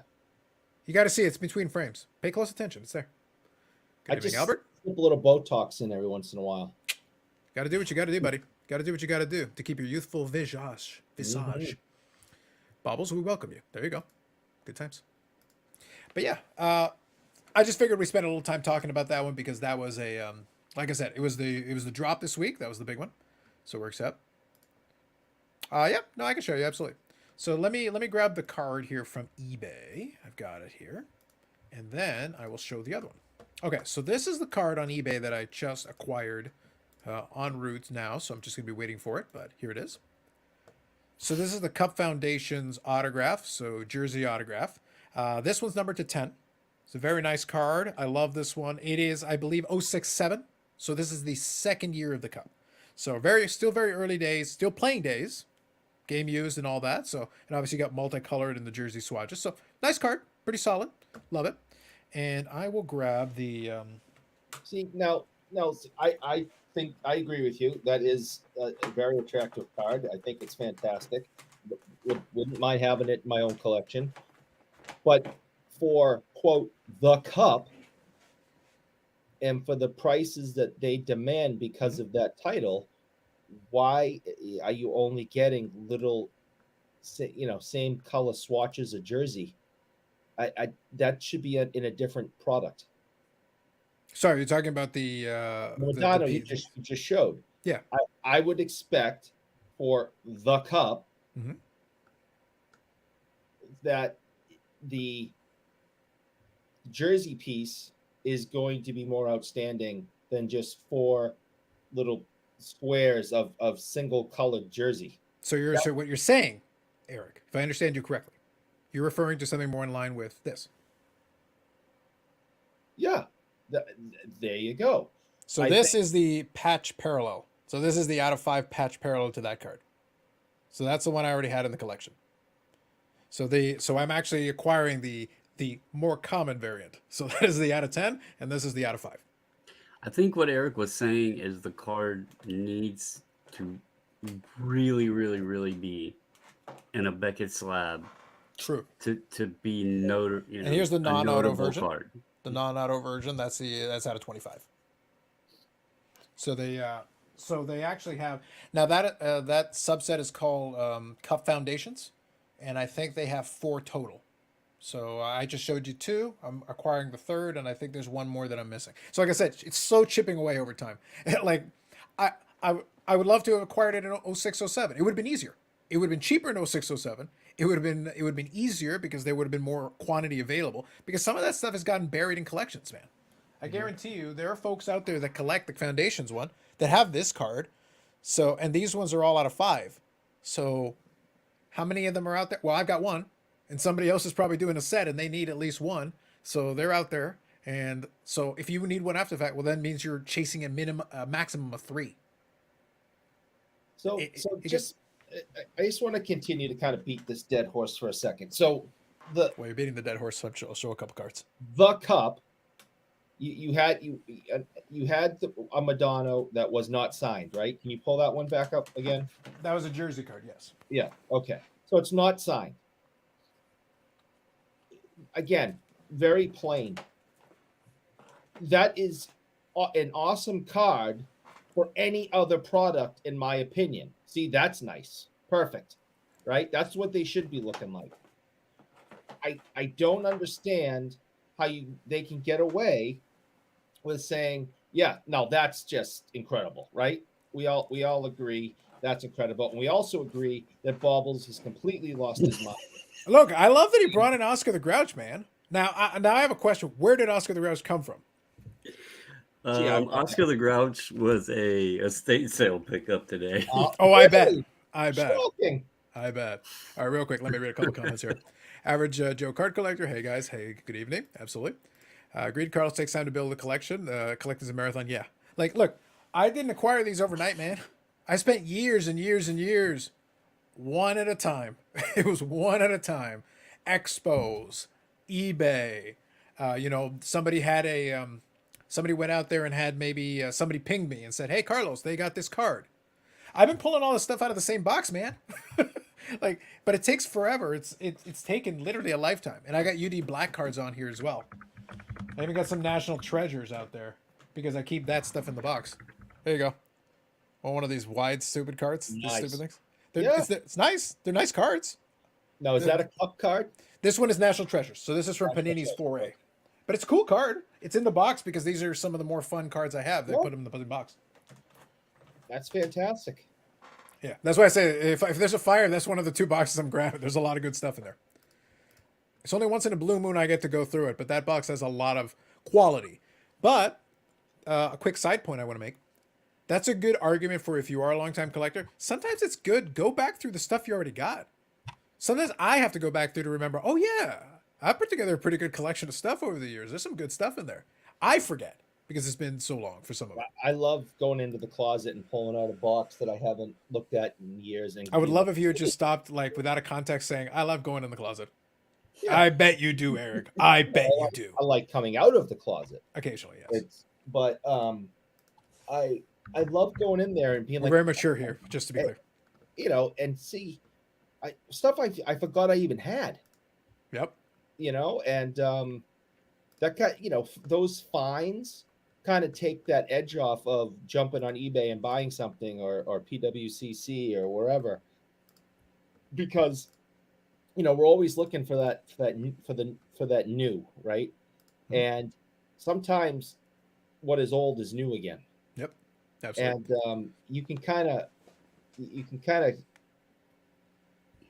you know numb that I need a new card today. I need a new card today by just going in the closet and looking through some of the stuff you haven't seen in a while. Yeah. Well, that's the reason. Look, the reason I grabbed the box before the live stream and I had it within arm's reach is that I was like, well, since the cup just came out, thematically, this is appropriate. I'm going through the appropriate box for the theme. I go, let me go grab some of my favorite cup cards from Medano over the years. There's some good ones. Like I said, there's some good ones that are sitting in this box, and I love the cards. I think they're great. But again, to each their own. I collect a specific player, so I have a very specific focus. But there are tons of great cards. I'm just even if you don't care about the player, just be aware there's a subset with a bunch of other players in it that have a similar design. And there's some really good cards that come out of that. Really nice stuff.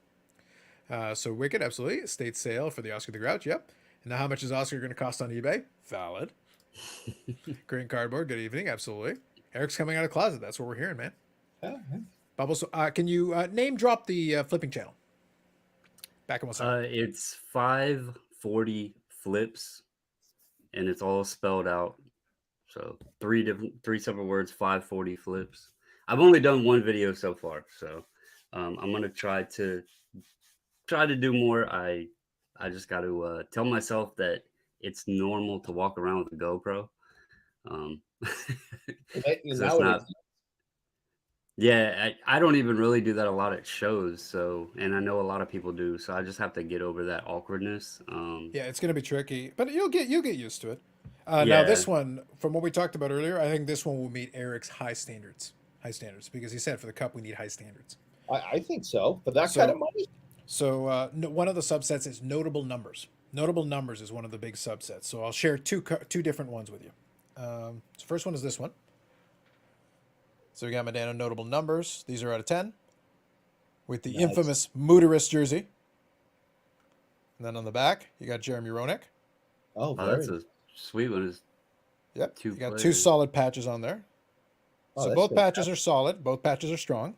And then we got another one here, notable numbers as well. I think it's the same year. So that's a good strong patch on the front. Yep. Again, out of 10. And then we got Bill Guerin. Former Bruin. Yep.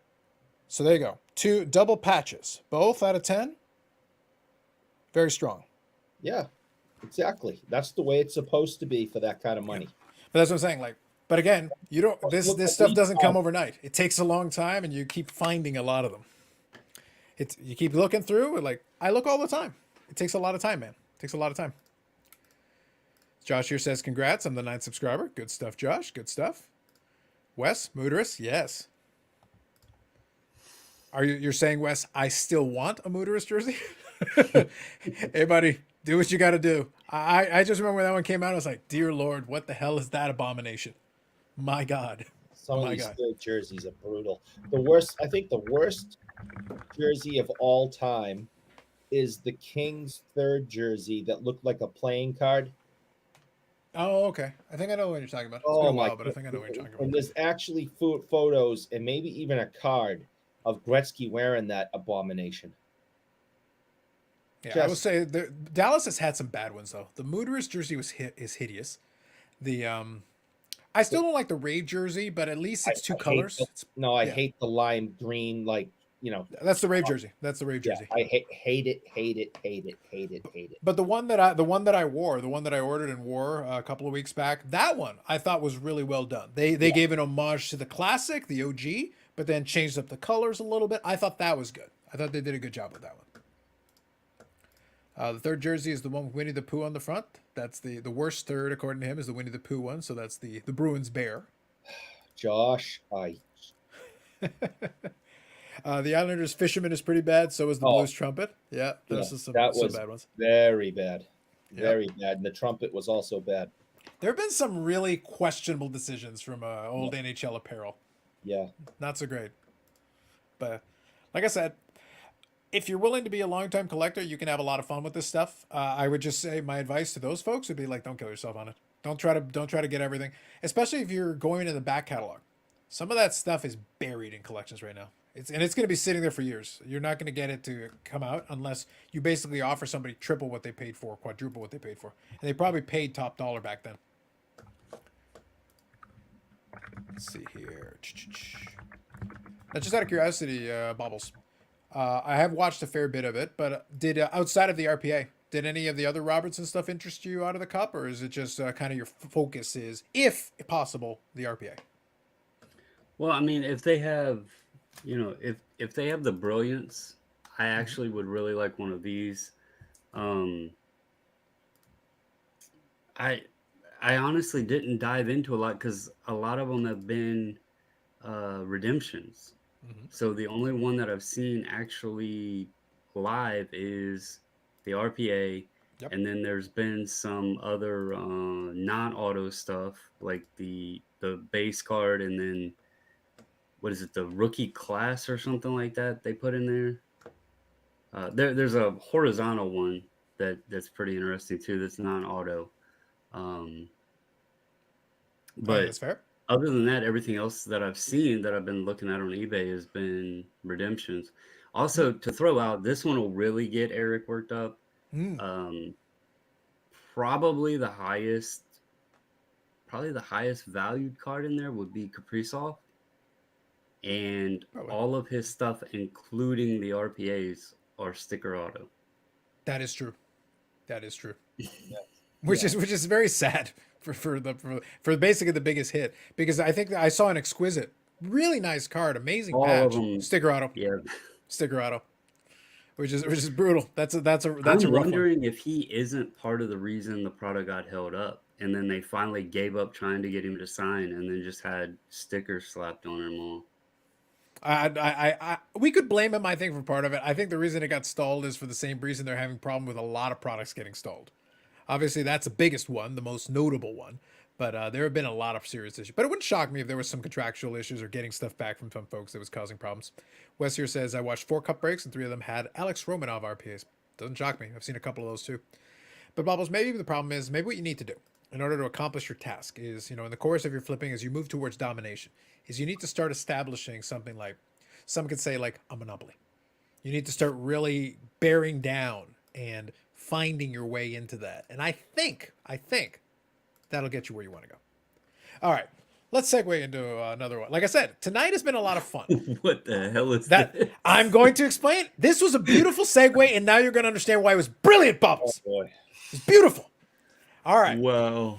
So Panini America the other day announced that they and Hasbro have partnered up. They've teamed up to bring NBA Prism trading cards to Monopoly in a new board game launching in April 2023. You can have Monopoly Prism, yes, and check it out. Monopoly Prism NBA trading cards, collect or use with the Monopoly Prism NBA trading card game.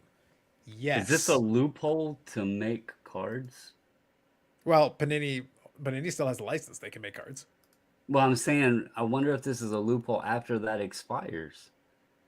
Well, the thing is, it's April 2023, so it hasn't expired. So it's one of those things. Like, I can still make NBA cards as much as they like, but they're using the Prism name and co-opting it and hanging in there with Hasbro and bringing this in. They are still cards. So I'll grab the blog from Panini. I laugh because when I mentioned this during the video, I think Josh was saying Josh thought it was like well, if it's a joke, then Panini's in on it because this is their blog. This is their official blog here. Monopoly and Panini. So now the reality of it is, it's a little bit silly. It's kind of funny, but like I don't have any issue with this because it's no different than when they put in cards in Kellogg's. It's no different than when they put in cards in Wheaties. It's no different than when they put in cards in Kraft Dinner, or what's it Drake's called? Cakes Cracker Jacks. No, Cracker Jacks. and Drake's Cakes. I Sure, have some exactly. of those. Yeah. And So like Milton Bradley. yeah, they've done these different partnership kind of deal first. I'm okay with it, and actually, Ty here is getting the right idea. You can have a situation if it's not priced too out of whack. Kids can get cards like this. They're still getting cards in there. If those are Prism cards of NBA players, and they can get their favorite player, and because this is like a four card per pack and 6 packs per box or something, sure, why not? Like I don't care. At the end of the day, whatever. It's an opportunity, and if you want to collect the cards, and if they got some parallels or something, they can do that in there. Again, the price point will be everything. But since it's supposed to be part of a game, there's a reasonable chance the price point is going to be probably within the realm. And if it is, again, I'm saying if they try to price it for $500 a box for Monopoly, good luck to them. But if it's within reasonable realm as game pieces, if they're supposed to be game pieces and they price them accordingly, I see no harm in this. It's weird. Like it's not the first thing I would have expected. Kind of interesting, but I don't have any moral objection to it. I just think it's going to be execution that's going to determine everything. And how's this game played? Instead of buying property, you buy players? I guess so. Like I'm Who just is strictly on Boardwalk? it. That's what I'm guessing. That's what it sounds like to me. I could see that being protested at some point, but okay. Hey, lead the way, Eric. But I'm just reading the news, buddy. all I'm doing is I'm just stating what it is.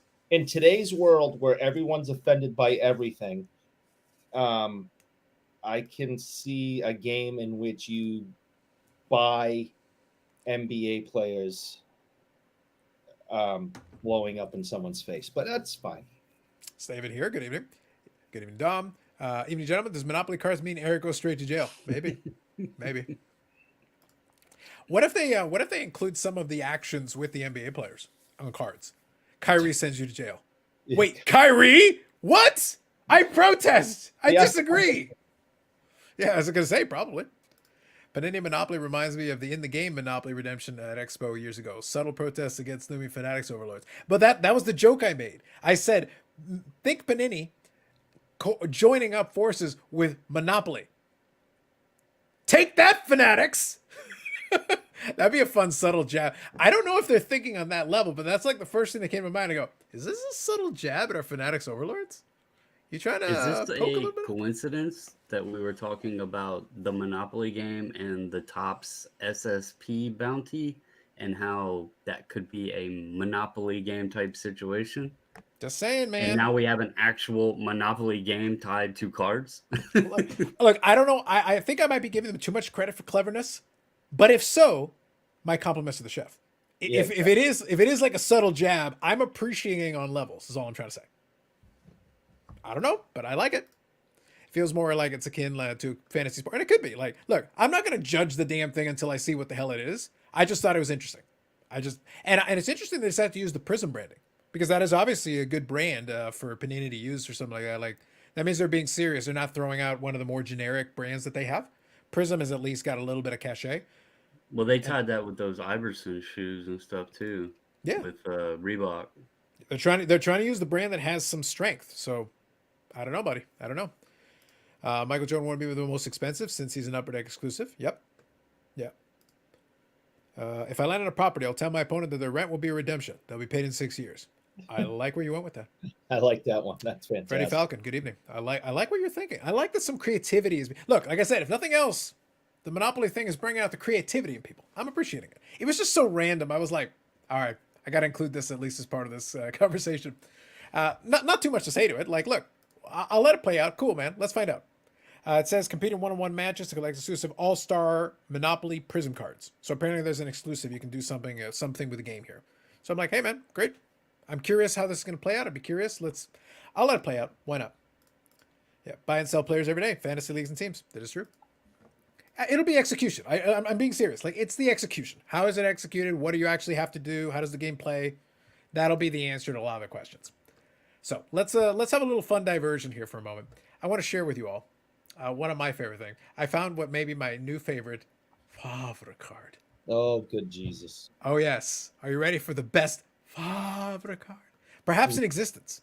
Perhaps in existence. It shouldn't exist. Oh, it should. No, it shouldn't. In PWCC's auction, they've got the 2008 Topps Tractor Jets, Brett Favre. This was numbered to 500. I'm gonna blow it up here. I'm gonna give you a better picture of it. We're gonna do that, but I gotta show you this card. I gotta show you guys this card. And apparently there's 2 variants to it, which makes it even better.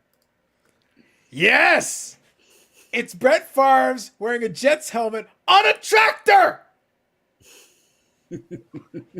Oh, On a goddamn tractor. that's not even In a a tractor. six. That's a sitting lawnmower. Apparently it's like an SSP. So apparently the ones on eBay like go for a pretty penny. But apparently there's 2 versions. He's on a tractor. Bubbles, he's on a goddamn tractor. This adds, by the way, levels to my Brett Favre Jets trolling jersey. Now I have the official card. Do they have it in a chrome refractor so you can get it in the tiny version? I doubt it, but like I would love it. I want it. Yes. Yes. I want it so bad. It's probably gonna cost me. But I'm like, I want to place a bid on this. I want to win this so bad, Bubbles. It's a 6, and no one else on the planet's going to want it. So you should be able to get it for the $5. That's what you think now, Bougier. We will see. We will see. I will bid on that if it ends up in a reasonable place. All I'm saying is extended bidding starts in 2 days, and I am going to keep an eye on that. I'm watching right now. I am watching. And can you pick me up an Oli Kolzig card of him eating hot dogs while you're at it? That is not on the level of the Brett Favre tractor. Oh, it is so on the level of the Brett Favre card. He's got a tractor. Up until just now, that Olaf Kolzig card was the dumbest card in existence, and this just blew that out of the water. In this same episode, we had Eric say he doesn't understand people paying money or high value on these new cards in the cup, and he's strictly vintage. To Carlos then getting excited, saying that he needs Brett Favre on a lawnmower. On a tractor. Don't downplay this. That's a lawnmower. It's a sitting lawnmower. It says tractor right on it. I don't care. All I'm saying right there rejects the joy of collecting. That's all I'm saying right now. Rejects the joy of collecting. Unbelievable. Don't ruin this, man. Don't ruin this. So yes, so Wes is saying he's gonna bet on it. Do your worst, Wes. Don't worry. I'll be on it. Once there's some rando, like what's this guy, Zach Martin or whatever, like he buys some random Zach Martin, whatever. Can you do one thing, Carlos, if you win it? It'll have to be cheap because I'm not gonna pay that much even for the novelty, but go on. Can you do one thing if you win it? One thing. What is that? Send it to Tag. Oh dear God. Make it officially. Also one of the greatest cards in the hobby. The best. And you should get the parallel versions. That'd be even better. Just saying. All right, so here. This used to be the worst. But AKA the best. I'm hearing best. Hot dog, at least. I am hearing best is all I'm hearing from you. Literally the dumbest damn card I've ever seen. Tractor Jets. That's right. Carlos, if I die from laughing, you could actually be charged with manslaughter. Only allegedly. You made me laugh to death. Could be. I'm going to bet on just Joe Carlos. I said, this better make the year in highlight reel. I think it might have to. I think it might have to, Dom. Like the unbridled joy and passion, Bubbles, that I had for this stupid card. Once I saw it, I was like, yes. Yes. I think we'll go for a grand. Watch it go for stupid money, probably. Well, Zach here. Never seen that Brett card. Just found one on eBay, sold for $200. I'm just joking. Stupid things sold for like, apparently it's an SSP or something. I had no idea the damn thing existed. And there's apparently 2 versions of it. I'll see if I can find the other version on eBay. But they wanted like stupid money for it. It's like a high buy it now. I'll find the stupid thing. But yeah, I was like, what the hell is this trash? See if I can find it here. Oh, I think this is it. Yeah. Yeah, apparently it's the same year, but this is not the Jets. This is a Packers version. So apparently they've got 2 variants. There you go. Now he's in the field. See? Even What? better. I- He's in a field. Is this a thing he did? Like he just liked to mow the That's grass? photoshopped because it's the same. Oh, it's tractor. literally the same. It's literally the same picture, except now he's in a field, and the other one he's on the Jets. Is there one with the Vikings too, mowing the artificial turf? Well, he wasn't on the Vikings yet at the point of this point. I think this is 2008, so he wasn't on the Vikings yet. Was the one on PWCC, was that 66 of 500? Yeah, that one was numbered. Yeah. What was it, 66? Oh, specifically, no, 207. Okay. Well, 207 sold for $200 on auction on January 17th, 2022. Oh, so they put up on PWCC and resold it, eh? Interesting. Interesting. Rule number 1 is alive and well. Stay away from Zach Martin. I told you, Wes, don't mess with me, buddy. Don't mess with me. Good God. I hate Favre even more than I did before. I remember that card. There you go. So, like I said, however, a BGS 9 in 2021 did 265. I told you, like, it's one of the great cards of our hobby. It's literally one of the crown jewels of our hobby. The Honus Wagner and the Brett Favre on a tractor. Yep. Now the only question is Jets version, Packers version. Get Maybe them both. Maybe both. Maybe both. I wish, buddy. I wish. I laugh about it, but it's like I don't know what I would bid on that. I don't care what the market is. I don't care. It's literally a PSA 6. That's the best part. I love the fact it's a PSA 6. It makes me so happy. It's so stupid. I love it. I want it. I just don't want to pay a lot for it, but I want it. Now, can I share with you guys another card that may shock some of you? There's another card that I also want for completely different reasons. And I don't know how much it's going to go for. I don't know. I can't say for sure. Is it a card from the pictures he sent employees of the Jets? Nope. Mm-mm. No, because that would. It is a card. Now remember, an awesome card. I think now would be a good time. Now would be a good time to make an explanation.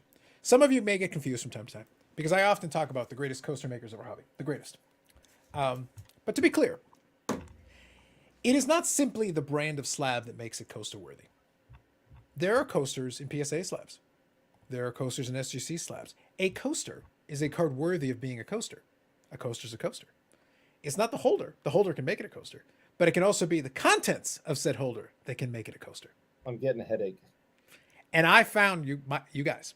I love CSG.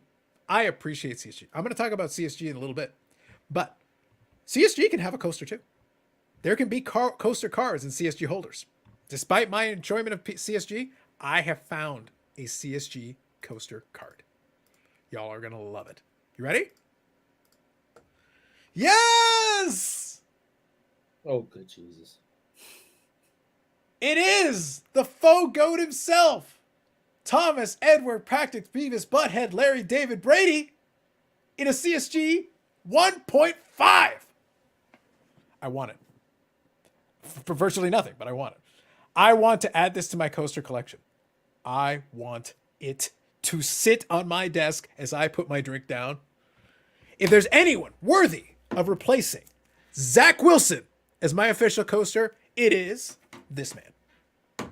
This is the card that could replace Zach Wilson as my coaster. Just saying. Throwing it out there. The people are so stupid. Someone will still pay $1,000 for that. Well, you can literally buy the raw card for $300, but yes, sure. But I'd be curious to see what it goes for. I'm watching it. Where's that being sold on? PWCC. Okay. Wow. Someone had to do a high-res scan of that bullshit.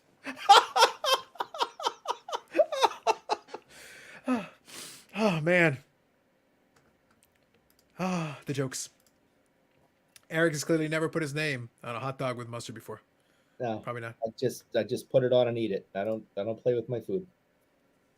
That PSA grade might go for lower than 150. Who knows, man? Who knows? Good evening, Orlando. Almost missed your live, Carlos, but I'm back. Appreciate you coming back.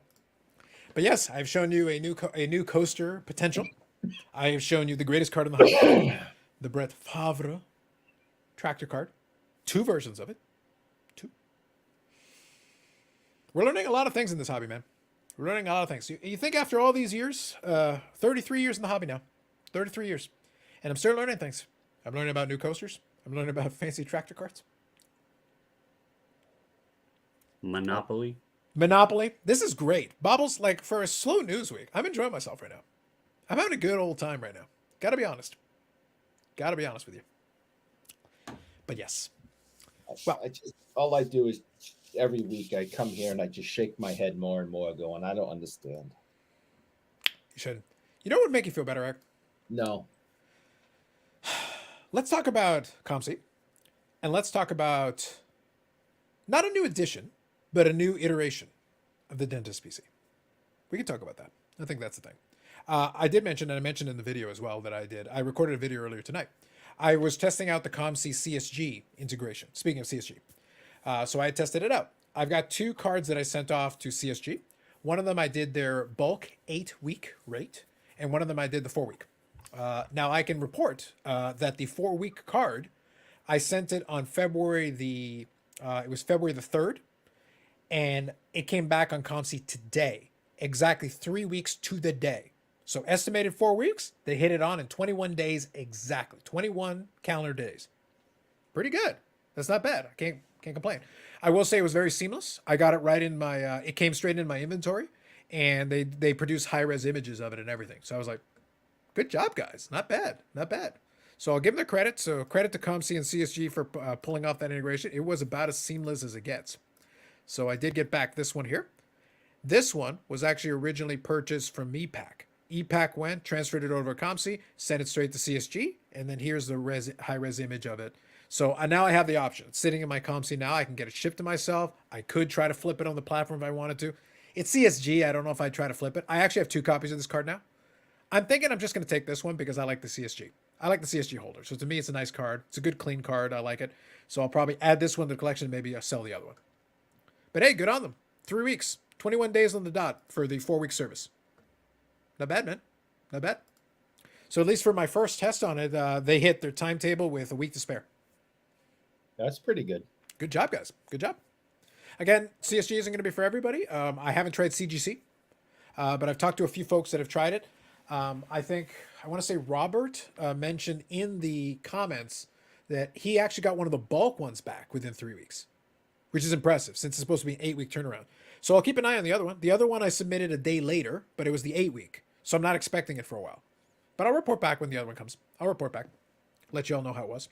This one was like I said, was EPAC. So this one I had to run through the elite processing first and then send it. The other one I literally purchased on ComC and then straight up transferred it to CSG. So I'll let you all know how it went. Bobbles, have you done any CSG submissions at all lately? I have not sent any in since my Griffey one, no. I've had some folks ask me about doing them, but I was supposed to get in touch with the rep I have there to discuss a few things, and he's been extremely busy. I've been extremely busy. We've been running SGC at 3 weeks, so it almost feels like we send them out, they come back, and then we have another one that we're getting. Like, I have a preview to do tomorrow, so, and it feels like I just did some. So it's kind of busy, and as much as I like CSG, I don't know with everything else going on, if it would be too much, if that makes any sense. I mean, like, obviously Brad does a lot more volume than we do, but I'm sure if someone was to ask him, hey, would you like open up another company? He would probably laugh, because not just because of his partnership with PSA, but just because of the amount of work that's involved in it. And like, if I had a staff or something, it would be different, but it's just me and her. Yeah. And it also, to be blunt though, let's be fair about this though. It would also, Brad is a businessman. So it's one of those things where it'd be like, okay, is this worth it for me? Because he could hire staff. Like, he's got some, but he could hire more. Like, if it literally made total sense for him. If they said, hey, Brad, would you do this? We'll give you like your wholesale price for this will be like 40% off the normal rate. Okay, so now you're giving me margin. You're giving me enough margin. to maybe Yeah. make this worth my time. So if I got enough volume, okay, I could, like as a businessman, he would run the numbers and be like, does this make sense?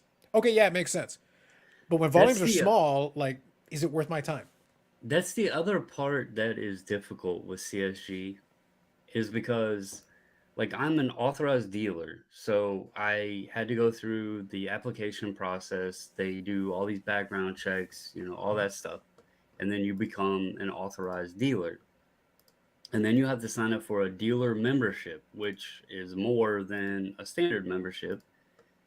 And then you do get a better discounted rate than the platinum or premium membership or whatever. Mm-hmm. The difficulty there is it's not much different than someone buying their own membership.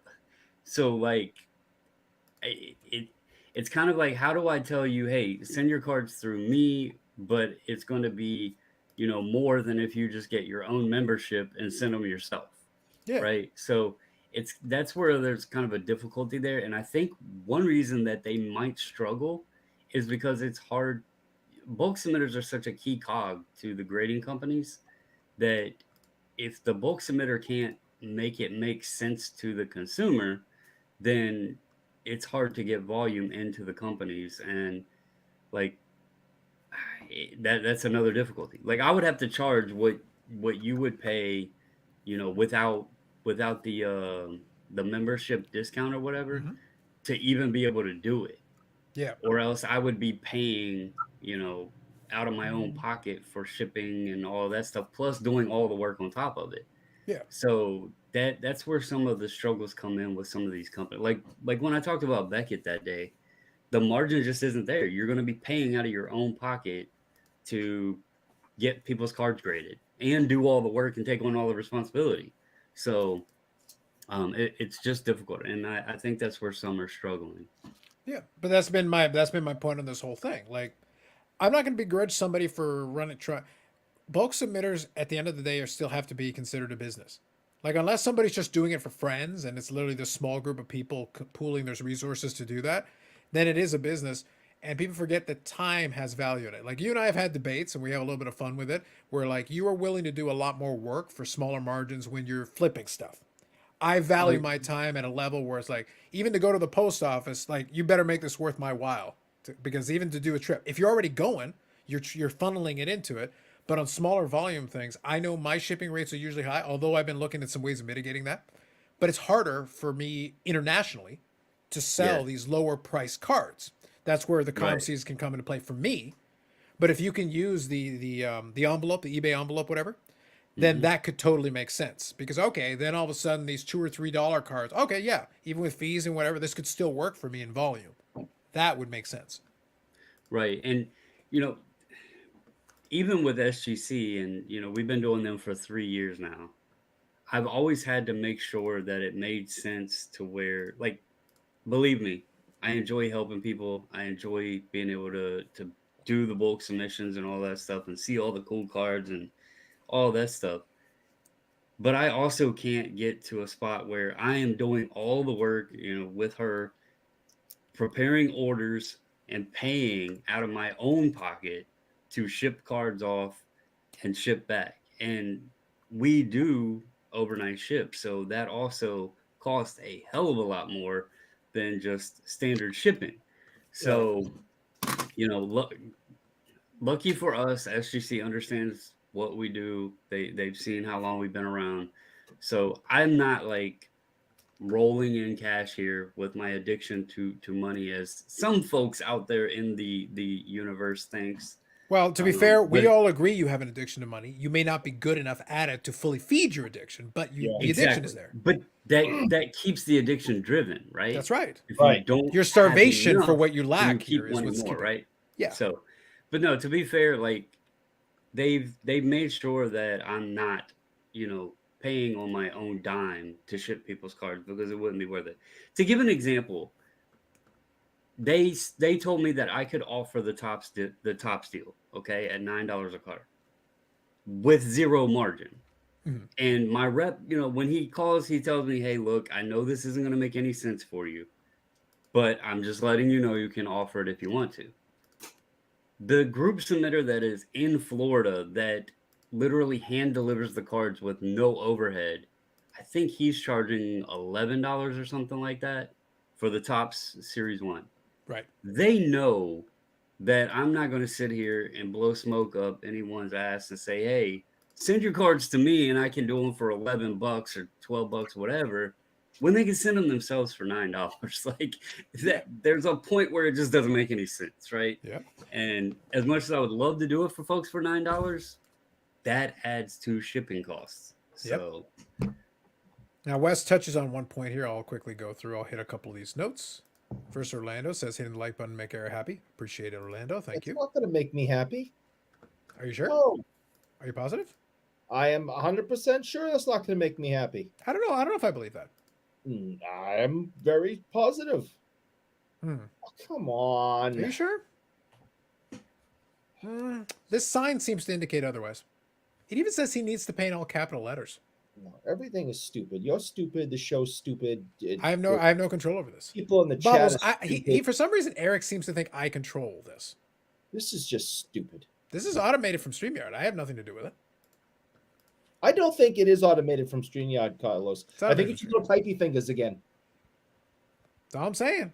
Thank you, Oscar. I appreciate you. Rick here says, I'm surprised the fine doctor at PWCC couldn't work on that Brady. He tried. You know what they say about polishing a turd? There's nothing you can do for Brady. Moving on. 3 weeks is pretty good. Interested to see how the 8-week turnarounds go. Me too, Wes. I agree. I'll be curious. Like I said, I ran one of each just to see the difference, and I'd be curious. Love the Friday Night Hobby Talk. Thank you very much, sir. Thank you very much.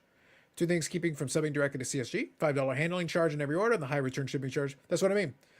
People submitting in for grading, a lot of them are very price sensitive.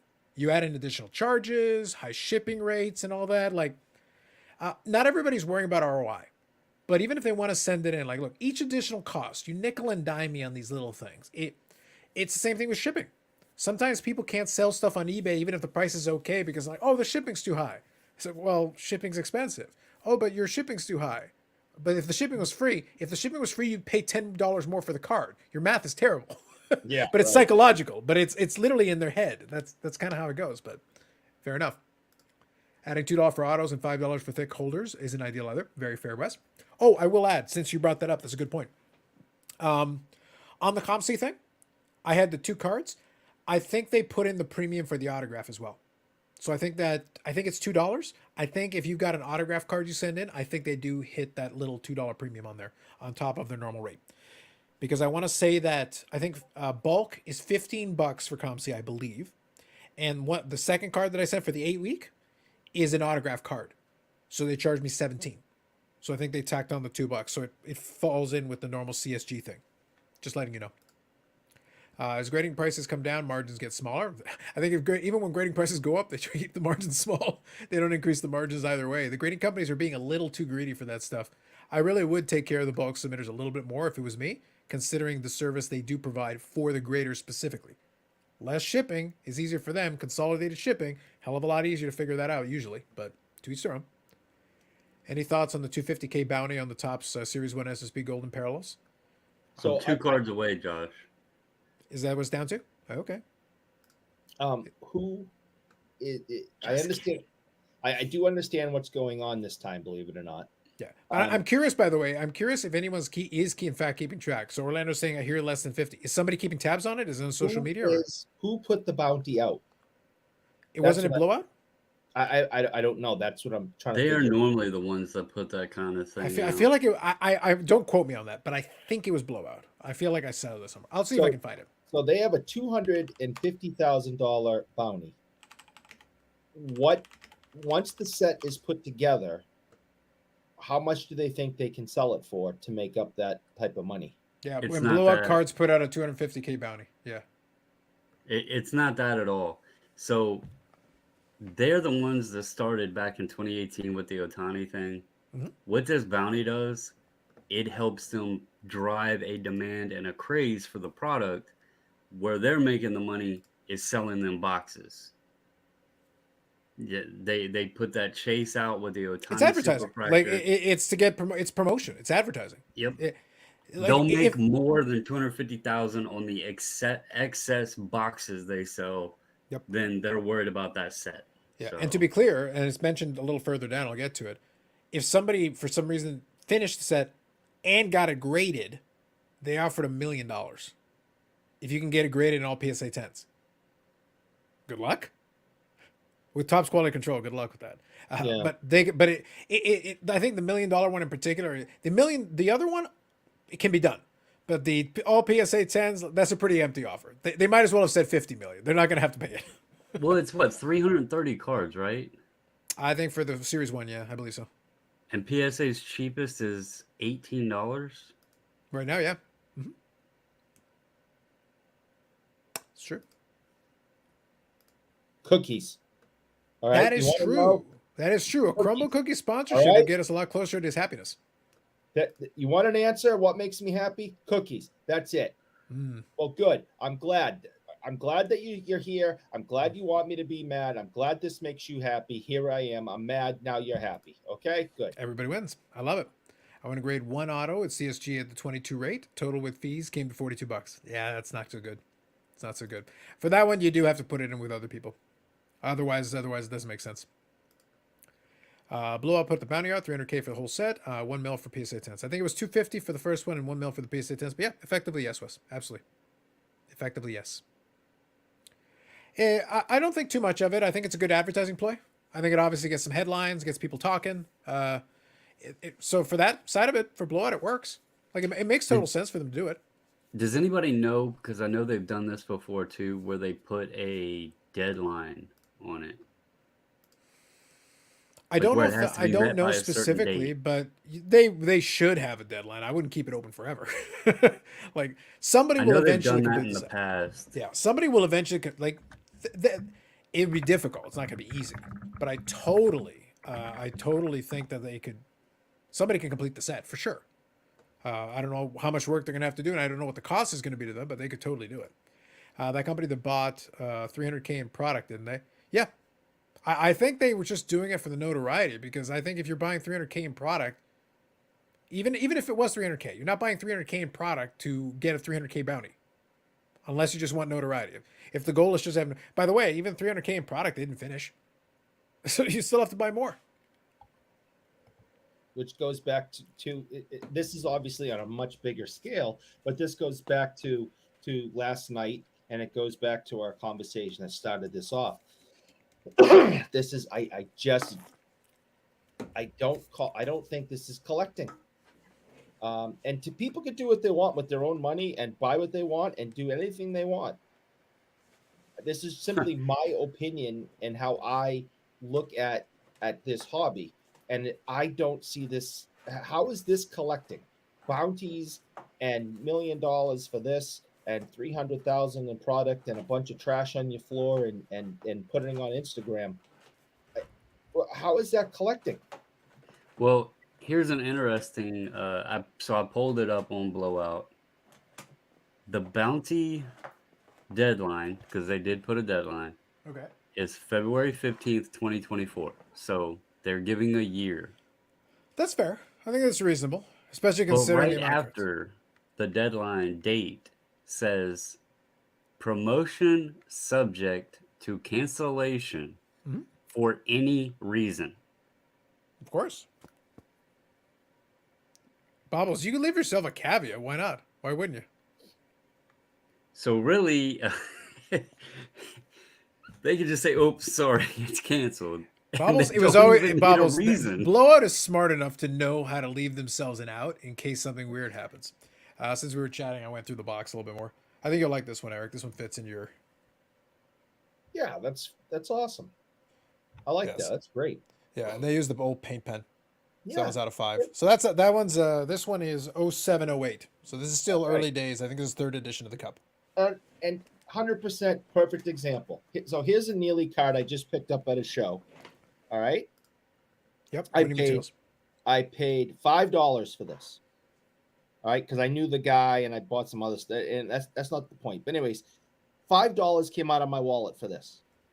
This is exactly what you showed me earlier with the Madano unsigned. I would assume that Madano card, because it is the cup, is worth a hell of a lot more than $5 at a show. Well, I already told you. I showed you that NHL Glory card that just had a metal medallion on it. It's literally an on-card autograph. By the way, the seller who sold it to me, no joke, the seller who sold it to me, a week or two after I bought it, said, "Hey, just out of curiosity, would you sell that back to me?" Like the transaction was done. I paid him. He shipped the card off positive feedback, all good. Apparently he had an offer or something he wanted to buy it back from me. He even offered to buy it back from me at a premium over what I paid for it. And I didn't pay like nothing. But Right. like that's how popular they are. I think I paid $300 or $400 for it. It's an on-card autograph with a metal piece of medallion on it. That has no connection to Mike Modano or the sport or anything. Well, other than the autograph, obviously. But yes. Well, right, exactly. But the metal piece is It's a piece of metal. some manufactured thing. It didn't there's no connection to it. So there's an emblem of endorsements from later on. Yeah, that's nice. Yeah. That's Some of those fantastic. years, I wish they had made the patches a little bigger on that one, but it's still a nice card. I love the emblems of endorsement. That's one of my favorites. So, no, check this out. Now, here is a really nice patch. It's small, just like that. Okay, it's out of 50. All right, Ray Bork. Mhm. Now, I am not declaring that Ray Bork and I are friends, but I have access to Ray. We know each other. Access And- to Ray is the weirdest euphemism for stalking I've ever heard, Bobbles. Call it what you want. Anyway, Access to Ray for piggyback rides or just access to Ooh, Ray? that's an important question. These are levels of access. I would allow Ray to give me a piggyback ride if he wanted After you to. came out of the closet? In the closet, out of the closet. If Ray Bork wants to give me a piggyback ride, I'm jumping on his back. This just But- took a weird and dark turn, Bobbles. It took a Okay. weird. I want to say like abort. All right, I'm gonna hit the end broadcast button. Now we're done. So we have a patch about the same size as what you had. It's out of 50, Yep. and I can have Ray sign this. Now, why isn't this worth the same as that Modano cut? Because it doesn't say the cup on it. Mm. That's ridiculous. I can have Ray sign this anytime I want. And Day it's or the night. exact same thing that you have. And I would argue that Ray is a better player than Modano. Well, he's at least hit more 3-pointers. Ray Yeah. did hit the Well, first you're- 3-pointer in NBA history, so that's valid. Your card wouldn't say witnessed by Upper Deck or whatever on the back of it. No, it wouldn't. I mean, his one, I had him sign recently. Also, to be clear, I am not against in-person autos at all. I actually, I'm against them love if they them. involve piggyback rides, though. I'm kind of against it. Well, I feel like it's highly inappropriate. that's because you're no fun. Clearly. Bubbles and Eric, are you planning to attend the expo this year? So I know, Eric, you're for the fall, I believe. Yeah. Right now, I would say I'm a definite for the fall. Yeah. I'm a possible for April, but I think it's slim. Yeah, that's fair. So, Bubbles, we're going to get you down to an expo at some point? I do want to attend an expo. I don't want to promise anything for this year. Yeah. Because we're getting ready to pay for the Chicago rooms and all that stuff, and that's been tricky because everything was so expensive there near the center and sold out real quick. But It was, yep. we'll see about the fall. We'll see. Maybe That's I can make my way up there. That's fair. Yeah, if you're going to choose one, the fall is usually the better play. It's not collecting in a traditional sense, but more of an experience, a thrill, that momentary, as opposed to something you keep for a long time to enjoy. Yeah. Now, like, look, you're opening those up. You're gambling, and you're trying to enjoy the thrill with it. Thank you, That's it. Orlando. And what I watched last night, I was entertained, but I didn't have one penny involved in that, and I was deflated at the end because I just can't imagine putting up that kind of money and coming away with essentially nothing for the money. Was everything in there great and wonderful? And absolutely. No, several of those cards were not great and wonderful. Several of them were adequate at best, but yes. But Why not did for you get that out of? money. 'Cause I missed it. I thought he was only going to do 3 boxes, and so I We we missed we, the we other one. allowed Luke to dream that level of restraint was possible. It was as we were proceeding, we were going to open one for sure. The original idea was we were going to open one for sure, and then once he started opening up a couple more, and he didn't pull the case hit, it literally didn't take any. There was no arm twisting required. We did it just to make it look like there was an arm twist, What but there was was no the arm twisting. case hit? There was no arm twisting. It was there. So Dave says he showed up at the restraining order hearing. I think that's valid. Speaking of Rayborg, I need to add Neely and Bork to the auto PC. Fair enough, Wes. Signed restraining order. I think that's valid. Are we time stamping this for the year-end bloopers? We should, Paul. We should. Shut up, Paul. Definitely. Kevin, what's up? Absolutely, Kevin. Good evening. Carlos, would you do a piggyback with Matt? Great question. No. That's creepy, and no grown man would do that. Yes, Ziggy, thumbs up. There you go. This just in. Eric deflated after watching wax porn. I think that's a valid synopsis of what occurred here. Paul, don't you have like some oil to go drill for or something? Or I thought you were going to stop at you have some oil. Tonight has been a very strange night where the way you phrase things, Eric. I have questions. just I'm going to say, Eric, Piggyback rides, coming out of closets, oil. Sir, I liked you better when you were just obsessing about cookies. I do like cookies. That's what I'm saying. It's gotten increasingly weird since the cookie thing. Bobbles, if I send you some money, can you have Mrs. Bobbles ship him some damn cookies so we can get out of this? Jesus.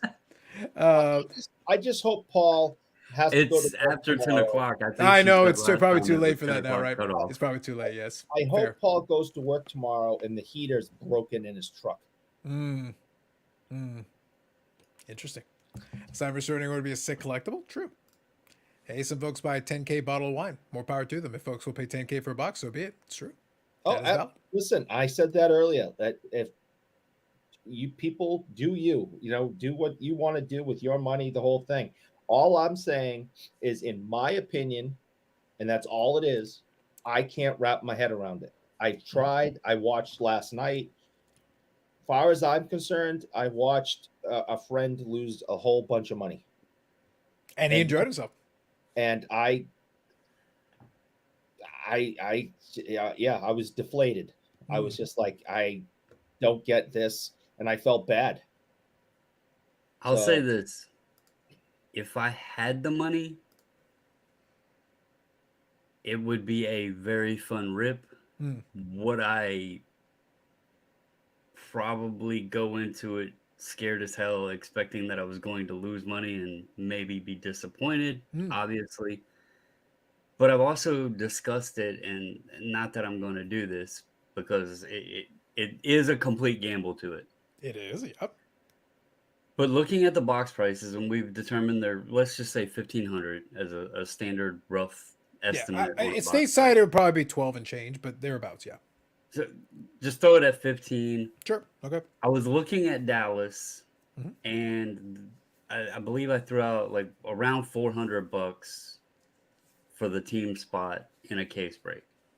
In a case. And when I started calculating the math there, I was like, okay, being that those were the cards I want, I might could talk myself into, instead of buying a box at potentially 1,500, buying into 4 cases at 1,600, because then at least you're in 24 different boxes.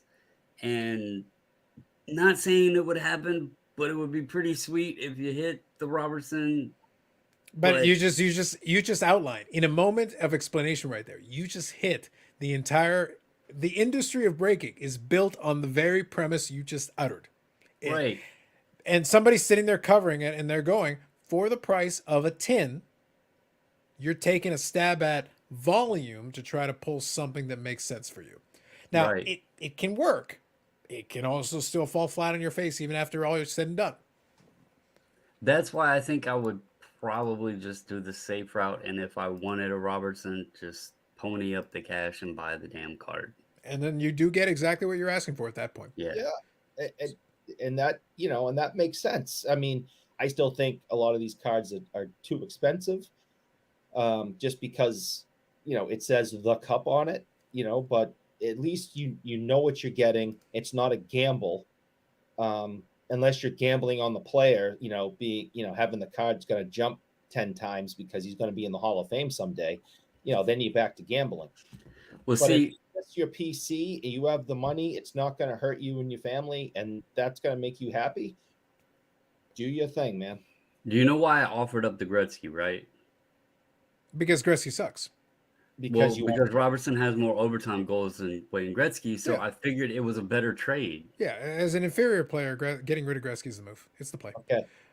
You realize they didn't have overtime when he played, right?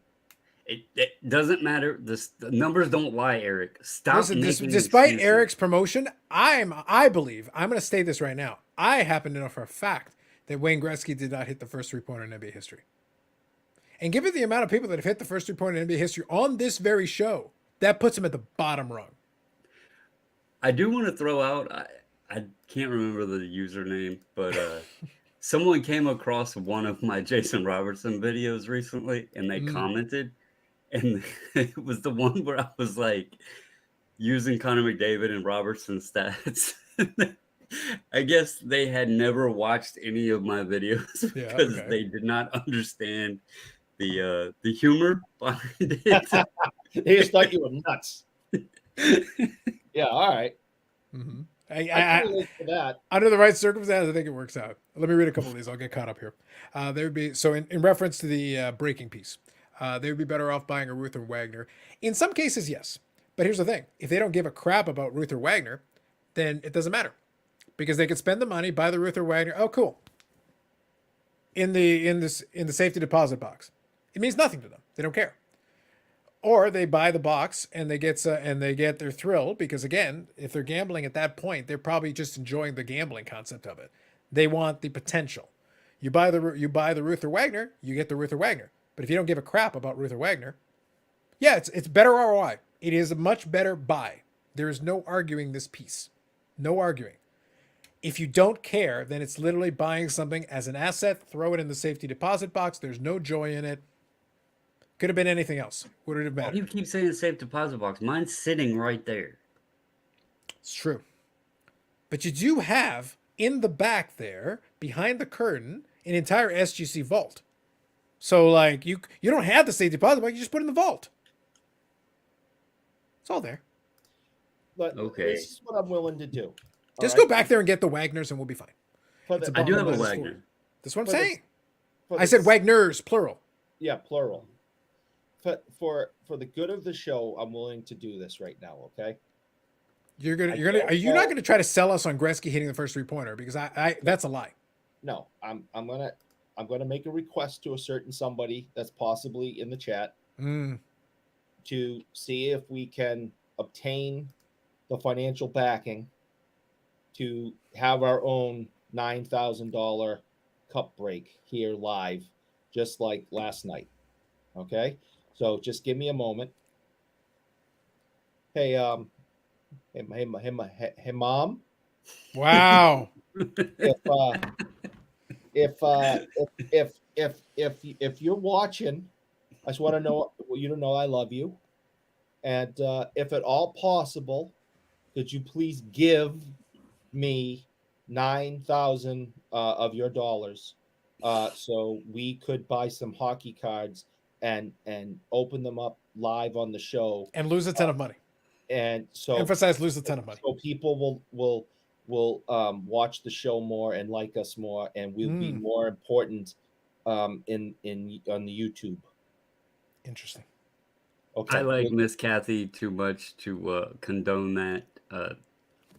I as much as I would love to open boxes of the cup, I cannot partake in that request. Listen, she owes me. Well, in fairness, we all like Luke, and we still encourage him to do it anyway. And again, we all like Luke. He's a great guy. All right, so John here. Good evening, gentlemen. Good evening, John. -12 centigrade here in Minnesota. Chilly, my man, chilly. If you have the money, you don't really care about 10K. That is true. That's absolutely. Yeah, Orlando is 75 in South Florida. Psh, chilly. Cold here too. 50 degrees. I don't have to wear a jacket. I know, freezing, man. Oh, shut up. Yeah, 357 and 357 here. Okay, Carlos and everyone. Thoughts about the Blackhawks beating the Golden Knights and the Stars in the last two games and back-to-back nights. It's the regular season. No one cares. Speaking of no joy, hello all. Amish Dave. Good evening, as always. Hello, David.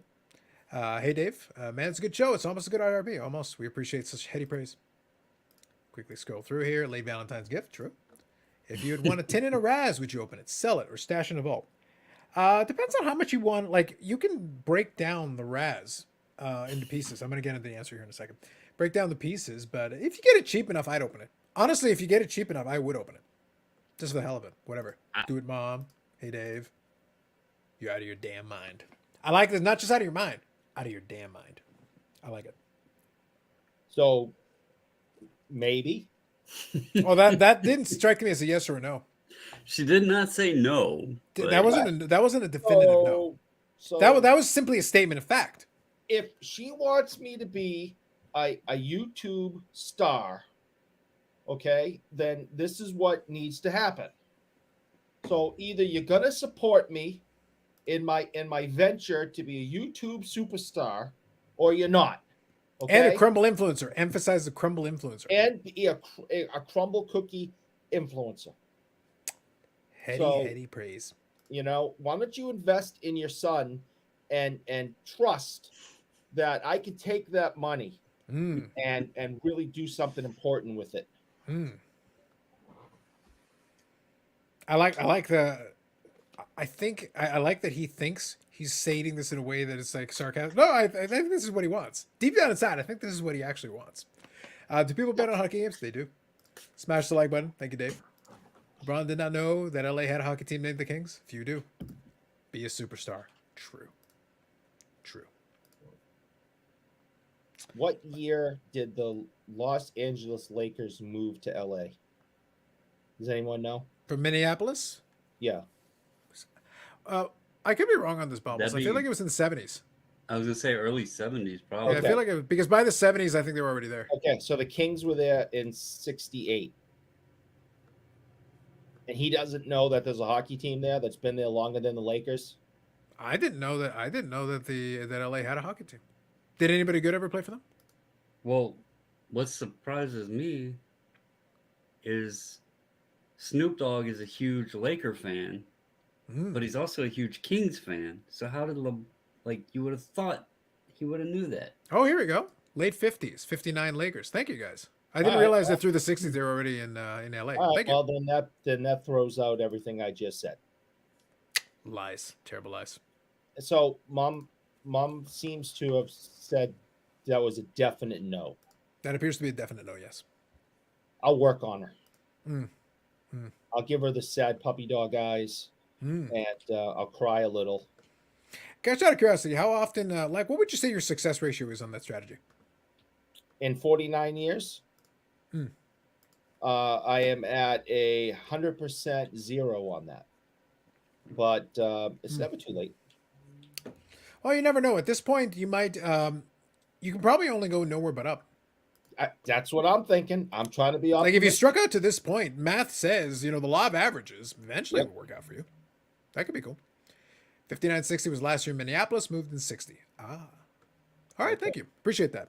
All I'm right. not too versed on basketball. I won't pretend. Yeah, I guess that makes sense because the 61 Fleer Jerry West is LA. Ah, I wasn't yes. Facts. I wasn't That's thinking fair. about that. That's fair. That makes sense. No, I knew that they were in Minneapolis before. I just didn't know when they turned over. I purely guessing, but no, that makes sense. You're right. 61 Fleer then would accommodate that. So cover that. Beautiful. So Super chat for a couple bucks. We're gonna need a couple of super chats for that one. Just for a 10, we need a couple of super chats for that one. I think that would require. It's like I hope y'all like really big super chats because that's the only way we're getting there. I know a guy. I can get a 10 if that's what it comes down to. But we're gonna need a couple of super chats for that one. Look, let's put it this way. We're always very transparent about this. Like, I know enough dealers. I could get it for cost. Like, I literally could get it for cost. The good news for me is that would be much less than 1,500, but it would still require a lot of super. It's not going to be like $100. It's still a lot of money. No matter how you slice it, it's a lot of money. So, yeah, they moved after Mike and retired. Okay, that makes sense. That's very similar, different in reverse order, but that's similar to like the Jackie Robinson thing. When they moved out of Brooklyn, Jackie retired. So it was a situation where he wasn't going to go over to LA.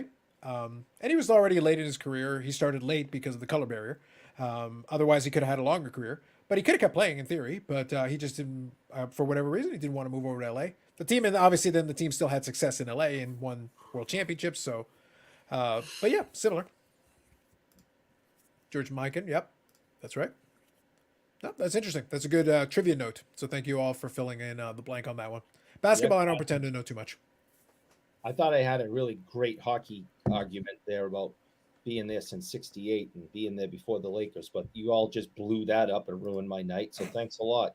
Oh, here we jerks. go. Nate is filling us in on the specifics on this one. Jackie retired because the Giants traded for him. I think I had forgotten they had done a trade, but okay, he didn't want to be a Giant. Shame he could have played with Mays. Might have been interesting. That's fair enough. Works out. I like bobbles. You have the clicky keyboard too. I like it. Now I want to know who were they going to trade for?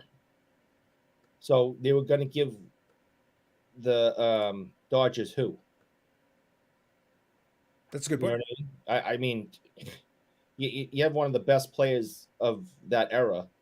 Who, Well, I don't think after 56 Jackie was still good, but I don't know if he was still he had won an MVP, but I don't think he was quite at that level. So I'm right here just filling curious. in. Yeah, I'm just curious if anybody knows what the trade was going to consist of. Probably Nate does. So you can fill in the blanks here, Nate. Imagine Jackie and Willie Mays playing together. That's what I mean. I think it would have been interesting. I think it would have been kind of cool. Again, to each their own. You got to do whatever your situation calls for and whatever you want to do.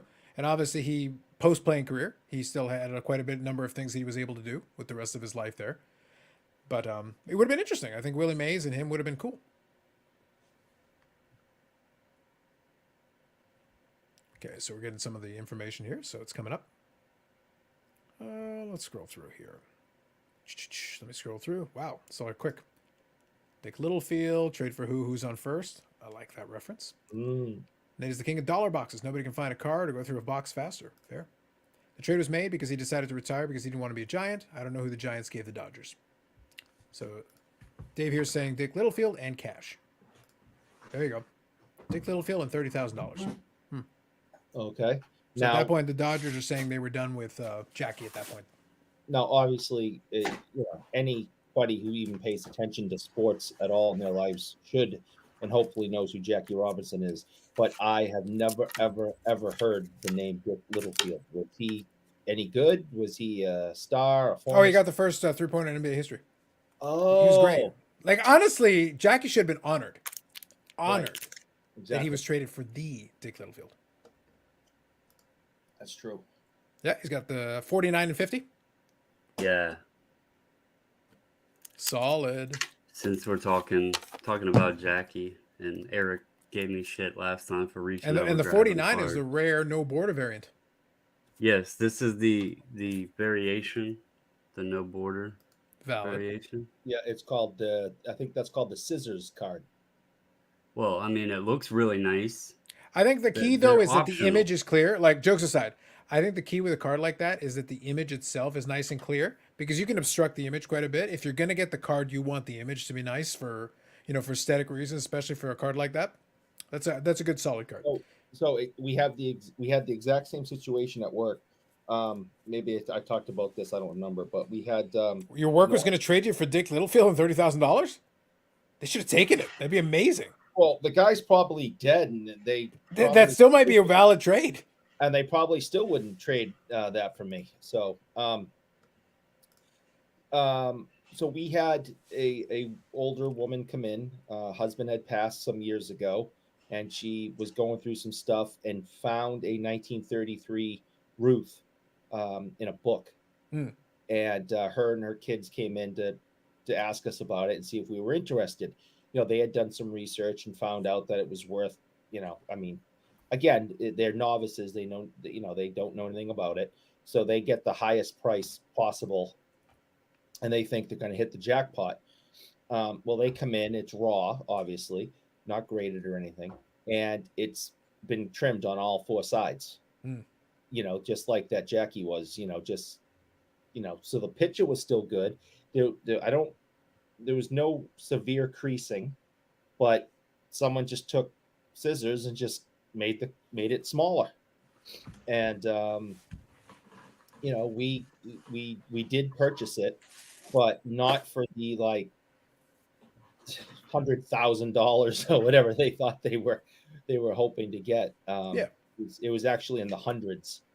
We didn't even break 1,000 on it, and we sent it off to PSA Got to the get 52. There you go.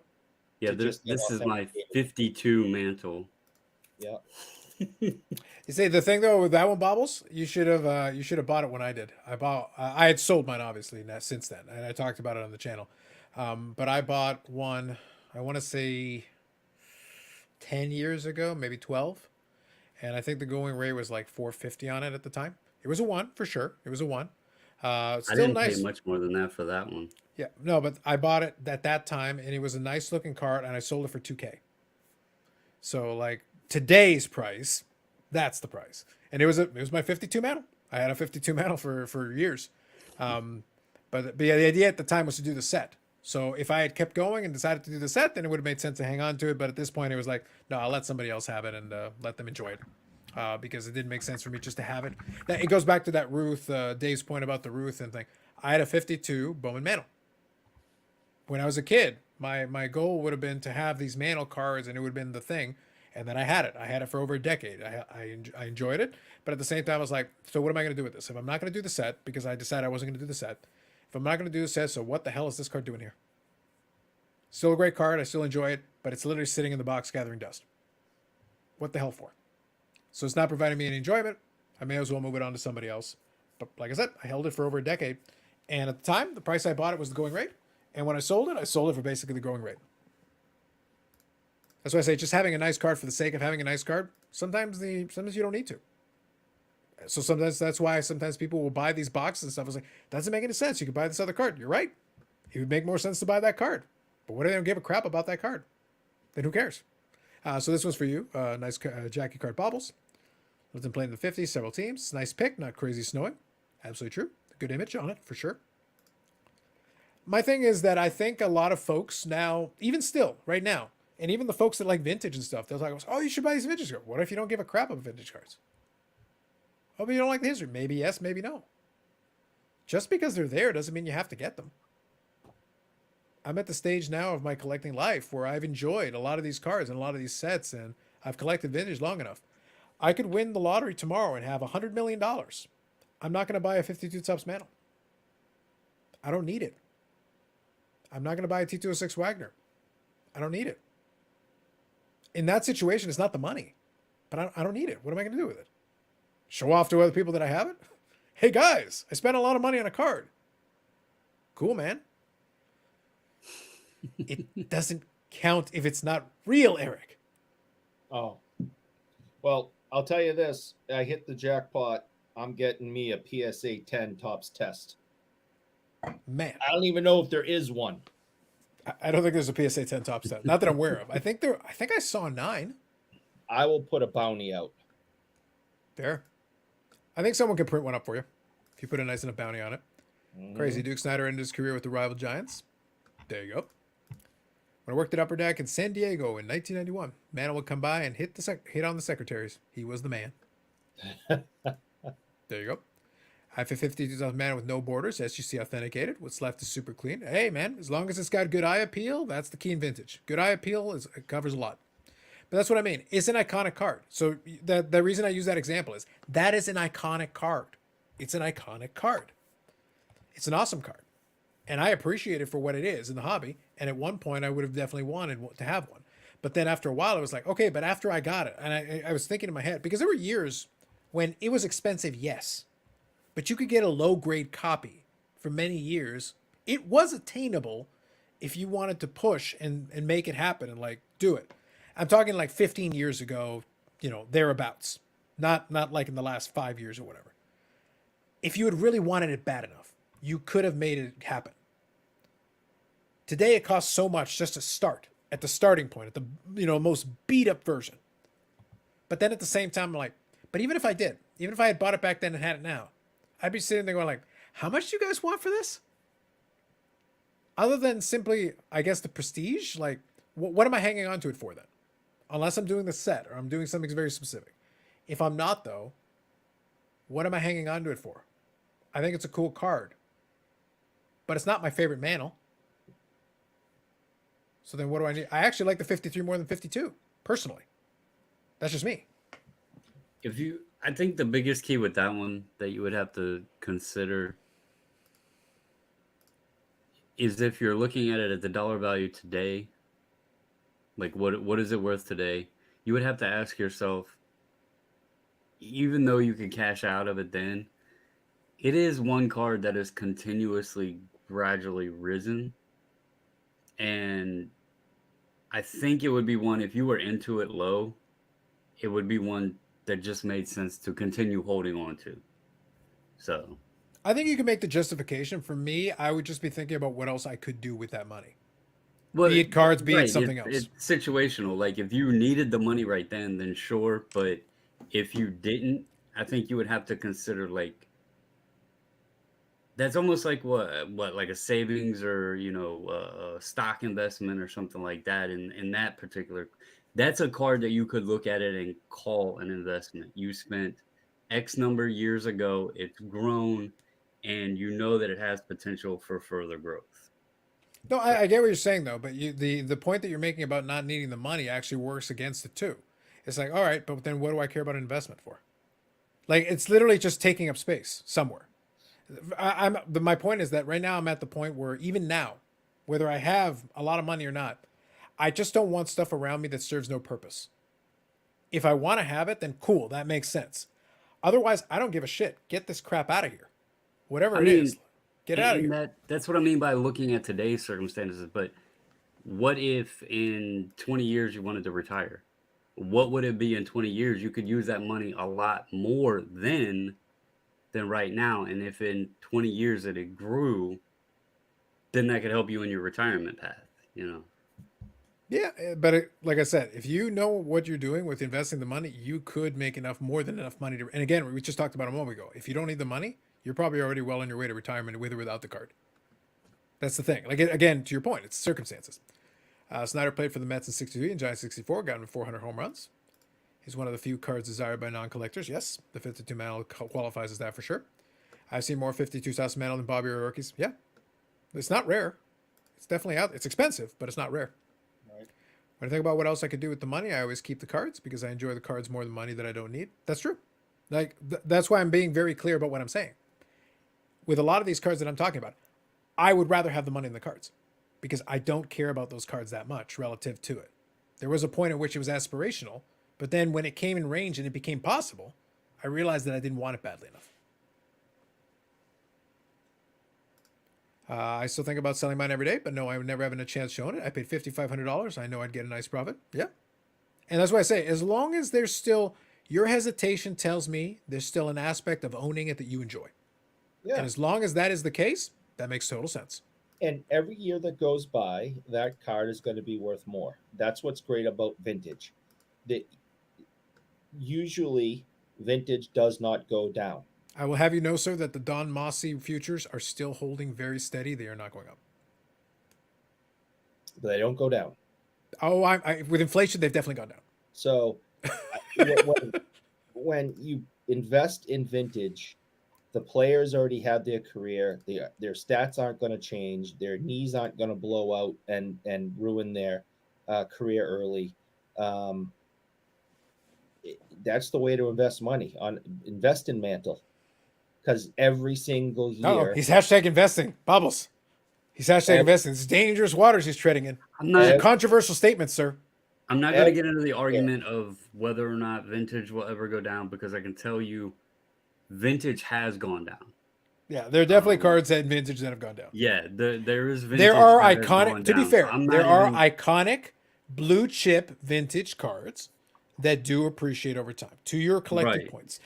To be clear, I'm not being controversial for the sake of being controversial. I'm simply stating there is a value in having things that you want to have around you versus just having stuff for the investment potential. If you just want to hang on to investment potential and it's an iconic card, if it's in that top tier of cards that will continue to have appreciation for that, that makes total sense. You're telling me, though, you still have a purpose for it. All I'm talking about is if it no longer serves you the purpose. That's it. That's all I'm referring to. If it's just having it for the sake of having it, I'm not into that. If And it's something that makes sense or that you enjoy or that you have a purpose for it, then great, keep it. that argument can even be made on many things, even outside of cards. Yeah, Like they're doing the reselling stuff. You'd be amazed at how much people are paying for old T-shirts, like vintage, 80s, 90s, 70s T-shirts, and some of them are absolutely, you're just like, what the hell is this? But because it's old and it could not even be in great shape, people want them. So it is a weird thing, but not all of it's going to go up or stay or retain, whatever. They do come down some. yep. So real quick here, vintage comics come down, vintage buy now or pay more later. And in some cases, that's very true. Top tier Hall of Fame has gone up. That is true. Invest. He's got the hashtag with the emoji. Thank you, Paul. Do you remember stamps at one time were a huge collectible market? That's true. And Vintages with will continue to grow. Many are in collections. In some cases, yes. It's not across. The point I've been making here is it's not across the board. There's plenty of vintage cards, whereas people don't care about collecting the sets, become stagnate. And even if they hold their value, with inflation, they've actually lost value. when it comes to stamps, the stamps collectors are dead or dying, and that's where the hobby's going. We know with sports cards, kids are still very much into them. Yeah, but we're talking about vintage. Are Yeah, enough younger kids collecting vintage? Because here's the thing: if the old guys die, somebody has to take the cards. my And Yeah, he's there's first a talking about, and market. Orlando was talking about collections. but my first card was not a vintage card. I got introduced to the card of the times, and then as my interest in the hobby grew, I then started to learn more about older players and older cards and guys that were older than me saying, "Hey, look, this is from the 70s, this is from the 60s. Look at this one from the 50s." And it just opened my mind up to all these different things. But the first card I bought was from, roughly from the year that I started. So, it's really about doing that. And the kids are doing that. And as they get older and get more money in their pocket, then they'll start going, well, that mantle card's pretty cool. Are they though? You're starting. Well, no, The that's how they conversation you're having right now. You're giving me anecdotal. You're telling me about people you've talked to or things you've seen. We're getting increasingly away from physical in a lot of things. Yes, they can collect cards. Absolutely, that's true. And maybe they do want to keep collecting cards down the road. Maybe they take a break and come back. That's awesome. Very good. Maybe they will, maybe they won't. The point is, there's a lot of assumptions built into this. A lot of folks have said, oh, for sure they're going to start collecting. Will they? Maybe. Maybe the answer is yes. And if that's the case, great. It'll go on forever. Or maybe it'll be less. And some of those collections will go into the market and 30% of it will sell and 70% of it will rot. And then there's suddenly tons of that 70%. A lot of other collectors die off. 70% of their stuff just sits. And a bunch of these cards start to go down while the Mantles and Wagners keep going up.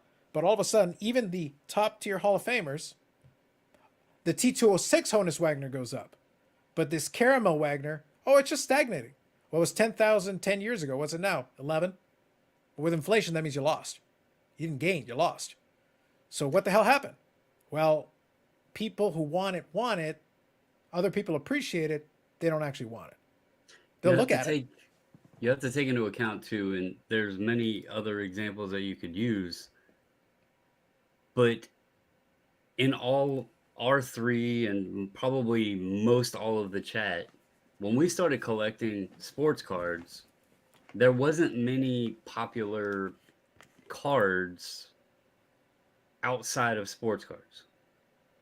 The kids today are by far, like, you could look at the audience and the spectrum of whatever age group you wanted.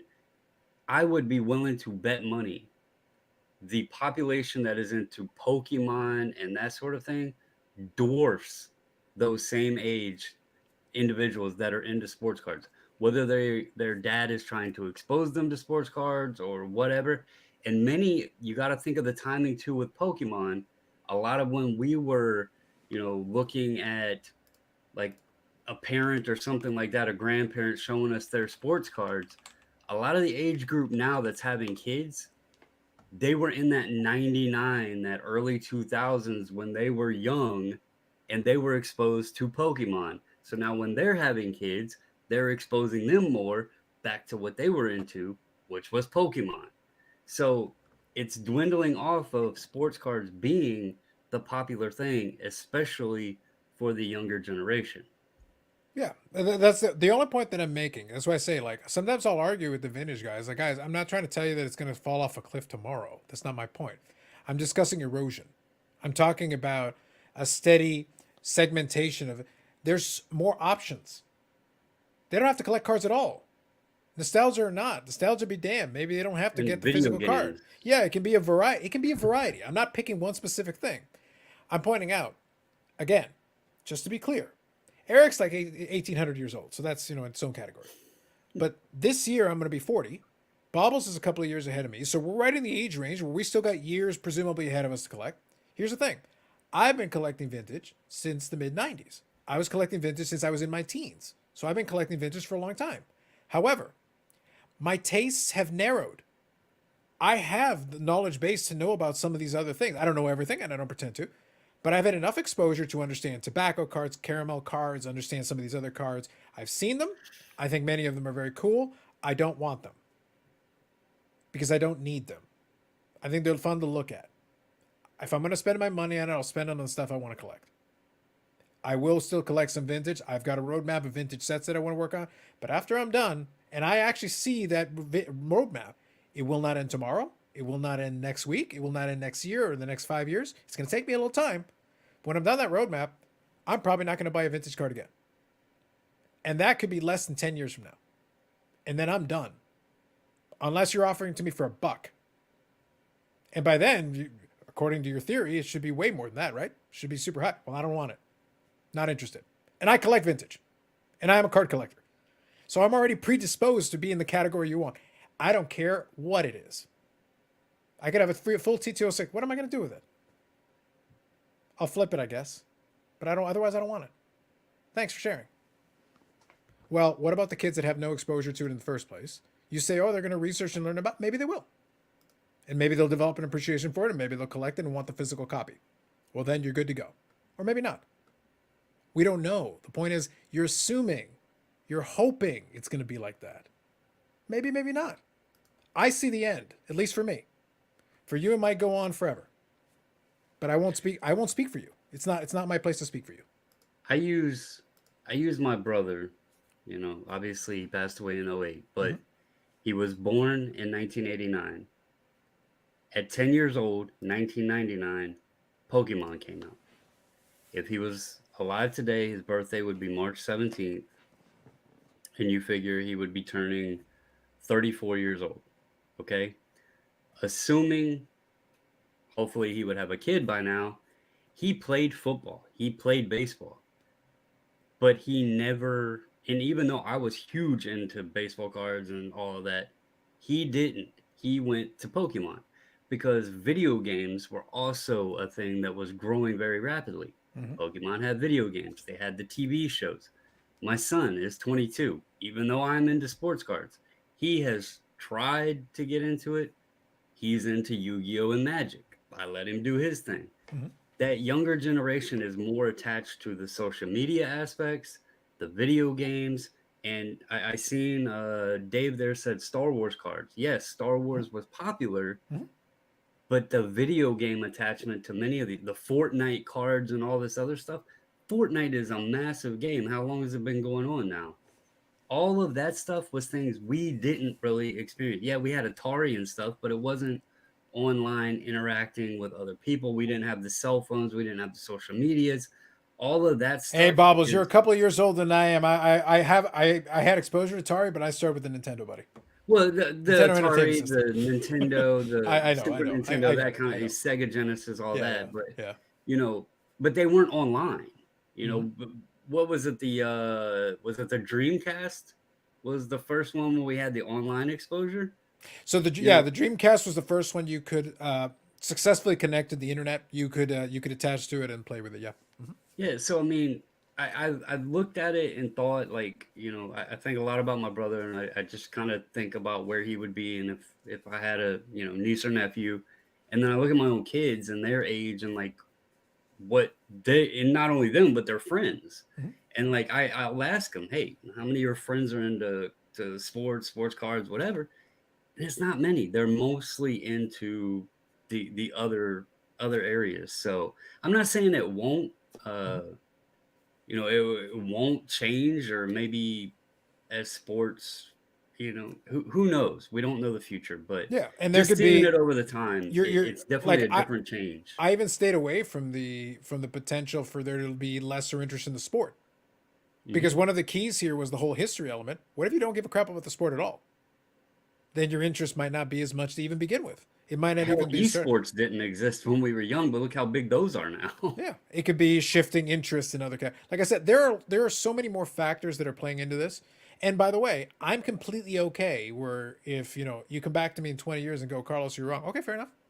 Like again, I'm merely pointing out that it's not as automatic as you think. You're acting like it's automatic.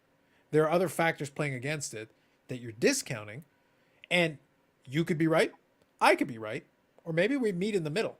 Maybe demand just levels out. Bobby's talking about leveling out, and I'll get to that comment in a second. Maybe it's in the middle. Maybe demand does atrophy, but then it hits its level, finds the level, and holds steady.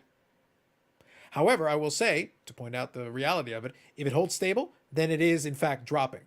Even holding stable is actually a drop with inflation. So that's I what I still, mean. Like it I has to still, go up consistently to keep up with inflation. I still see that if you're going to have $1,200 for a tin of like 5 cards, people are going to say, "Screw you! I'm going to go buy something else that I can enjoy and afford," and not gamble on players that have done nothing yet. I can't even imagine what the Bedard money that's going to be spent next year. It's going to be absolutely insane. It's gonna be a Um, lot. it's just going to be stupid. This kid Do you goes have your out. cup pre-ordered? Yeah, oh yeah, oh absolutely. This guy Just goes out and blows his knee out in 3 seconds in his first shift. All right, enjoy that money. It's gone. Kiss it goodbye. Where you could take that money and go invest or enjoy or collect, Bobby or rookie cards or Mickey Mantle rookies speaking of a or guy who blew out his knee, Jesus, or like messed up his knee forever. unfortunately, yeah, he did, Mm, and he was still the greatest ever, even on a bad wheel. It's there you go. imagine So if he Connor had, Bedard blows out his knee and becomes the greatest. What's the problem? with today's medical technology, you probably just fix it up and he'd be back Yeah, in. just make it bionic, and then all of a sudden he can spring ahead and done. Easy. Carl here says, I've been collecting vintage cards all my entire life, but they were modern cards when I started, which is valid. I think that's fair. None of us watched Ruth or Cop, but their cars are still highly desired. I don't see that going with younger generations. It's owning a piece of history. The second part is the part I'm questioning, though. Is there going to be an interest in owning a piece of history? Do The they care about owning it? Is the question I'm asking. the other thing too is values are based on the supply and the demand. And Yeah. like you mentioned, as older people, older collectors pass on, those cards get circulated. I mean, Eric just said an example of someone came in because they found a Babe Ruth that was in a book or whatever. Yeah. And what did the immediate thing they do? They went to sell Cash it. out. Every time an older person passes, you're going to see more than not the card enter circulation. If the demand decreases, but the supply is increasing, then yes, the price is going to shift because they're just going to sit there otherwise. Like they can't continuously go up if more hit the market, but less people. It doesn't mean everybody's going to stop buying them, but if less people are buying them, but more are entering the space, then the values, they're going to change. And it also, by the way, means that for the folks that remain, they will get a chance to be pickier. You won't have to just take any. You can actually sit back. If just stuff just stagnates, you could actually, by that point, Eric could get himself a PSA 9 or. He'll just buy it straight up. It'll be fine. Don't even worry about it. It's all good. Yeah, yeah, here's your $50. All right, give me your 9, my 9. Thank you. Good to go. Solid. I can see the vision for you, Eric. It's going to be wonderful. I think it's going to be a great day for you. That'd be great. It's going to be amazing. So, Candid, Like I said, I'm only offering an opinion, one person's opinion. Like I said, the good news for you guys who are thinking it's going to go up forever, hey, I'll be happy for you. I'll be out by then. And that won't give me any interest to buy in. So I'll get out of your way so you can have at it. More supply for you guys. So enjoy. So Bobby's point here from earlier. As the price of vintage sets comes down for the lack of interest, price will become more attractive, which it could, and hold stable for some time. That the possibility, if we reach equilibrium at a lower equilibrium, that is possible. Happened in many of the 50s and 60s baseball sets, which is very true. It could happen. But that's why I say, like, I'll be curious to see what happens with those comments. Do the people that remain want to collect the sets, or do they want the Manos, the Mays, the Aarons, and those ones continue to do well, while the rest of the set starts to go shift downward as people are like, yeah, but I don't want the set. I want the Mantle, I want the Mays, I want the Aaron. And those ones could hold very well or even go up still, and the other ones could shift down just because there's less interest in the overall set. 2023 cards will be vintage at some point in the future. I look forward to it. It's going to be funny. There's Ibreakers with the cool factor to the value. What's that? I'll be dead. Probably. Yo, Bobbles, RIP to your brother. My oldest is also a St. Patty's Day baby. Absolutely. Thank you, Will. I'm hoping they'll be here in 20 years. There'll be at least one vintage collector. Perhaps after the massive crash, all OTs to a 6 Like I said, Dave, I'm holding out hope for you guys. I hold out hope and I wish you the best. Let us know. Report back your findings. I've started collecting cool inserts parallels of players I like from the past, much cheaper than the modern artificial scarcity nonsense. How many out of 25, 50, 100, or 199 do I need a year? All of them. I'm chasing Bernard. UD flagship is going to be selling for triple. Interesting. I'm assuming he meant Bedard, but I like that he wrote Bernard. Either way, I'm good. I like it. Thank you, my guy. There might be a time people look back in horror at the fact that all these jersey sticks, jock straps, etc. vintage players got cut up for cards. I want more pairs of scissors. Cut it all. When I think I've said this story before, but I was in the hobby when before jersey cards and mem cards became a thing, and when it was announced that they and I think it was Upper Deck. I think my memory's a little shot, but that they were going to cut up a Babe Ruth bat and put it in a card. Don Russ bought a jersey. It was Don Russ. Okay. Well, people were not happy about this. Most people thought that was sacrilege. Now it's common. But I may not remember the details well, but I remember the outcry of how upset people were at the thought that you would cut up a piece of history and shove it into a card. And the same thing happened with the Vesna pads, if you remember. Yeah, I do, very much so. But now it's common. Yep. I mean, if someone finds a Ruth jersey in some old guy's attic and they decide to cut it up, no one's got to bat an eye. I already had the pair of scissors ready to go. I was excited. So is that a piece of jersey there for that one? Yeah, and here's Jim Thorpe. There you go.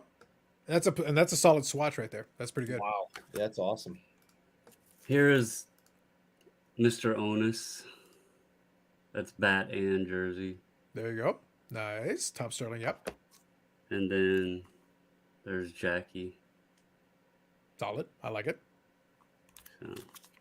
Yeah, I mean, people were outraged over even non-collectors. They couldn't, it made the news, and people just could not believe they were going to destroy a piece of sports history like that. And now we're opening boxes and getting upset if we don't get jerseys and patches and this and that. I remember when we didn't want that stuff. We were like outraged. Mm-hmm. Let me read a couple of these here and get caught up. Black Box Hobby, good evening. I have a roadmap for collecting as well, but I find the detours are often more fun than achieving the stated goals, which is totally valid. There are a lot of little side quests you can take along the way. Nobody says you have to go linear. Nobody says you have to go in a straight line. I'm speaking strictly for the vintage side. I have a little bit of an idea of more or less the direction I want to go.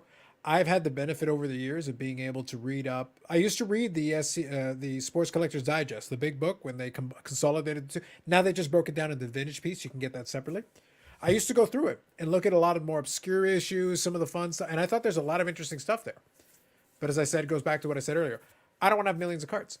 I don't want to have hundreds of thousands of cards. I'm very comfortable having like a decent sized collection that I can kind of deal with and wield the way that I want to wield it. I don't need all that other stuff.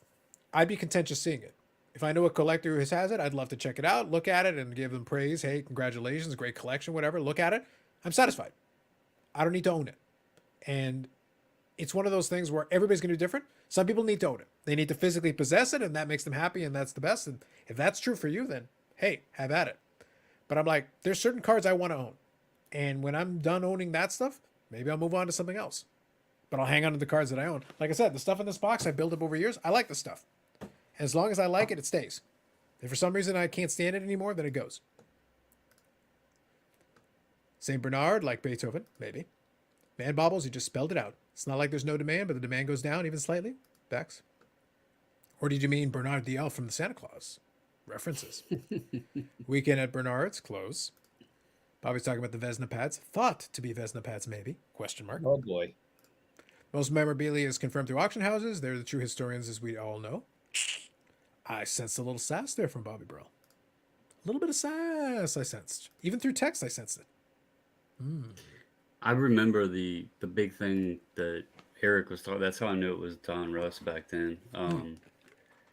Because there was a big article. I believe the jersey was purchased from Ruth's daughter, and it was the big deal with it was one of the Yankee pinstripe jerseys, one of the last known in existence, and she paid because and she kind of gave her thoughts to it because a lot of people were, like you said, outraged and questioning it, and she said, well, most people cannot afford to buy a Ruth jersey. This allows many people the opportunity to own a piece of the Ruth jersey. So That is true. Yeah. I mean, I understand the thought process, and obviously we've gotten used to the idea, and we're become accustomed to it, and that's the thought. But I mean, some things possibly, maybe, should be held sacred as a overindulgence of a word. Oh, I agree. Listen, I already showed you tonight the Brett Favre tractor card. Yeah, That is the icon of icons. Yeah. That should be in the Louvre. It should be the Mona Lisa and the Favre tractor card. So Babe Ruth jerseys. Beautiful setup, Bobbles. Beautiful. Beautiful. Gretzky's first Edmonton Oilers jersey. I mean, there's certain things that maybe we shouldn't cut up. It just, I guess, I love this stuff. This is a huge part of my life, and to know that certain things are being cut up simply for profit. It's like, I'm all for capitalism, but maybe some things we need to put on display at a museum, at the Hall of Fame museum of whatever sport, so people can come visit it and take their picture with it. But yes, like that, I think you should be able to go to the Football Hall of Fame and take your picture with the tractor card. I agree. Like, I could not agree more with this. Like, that, right? Bobbles, that is a work of art. It is a masterpiece, truly a masterpiece. that was some great Photoshop work.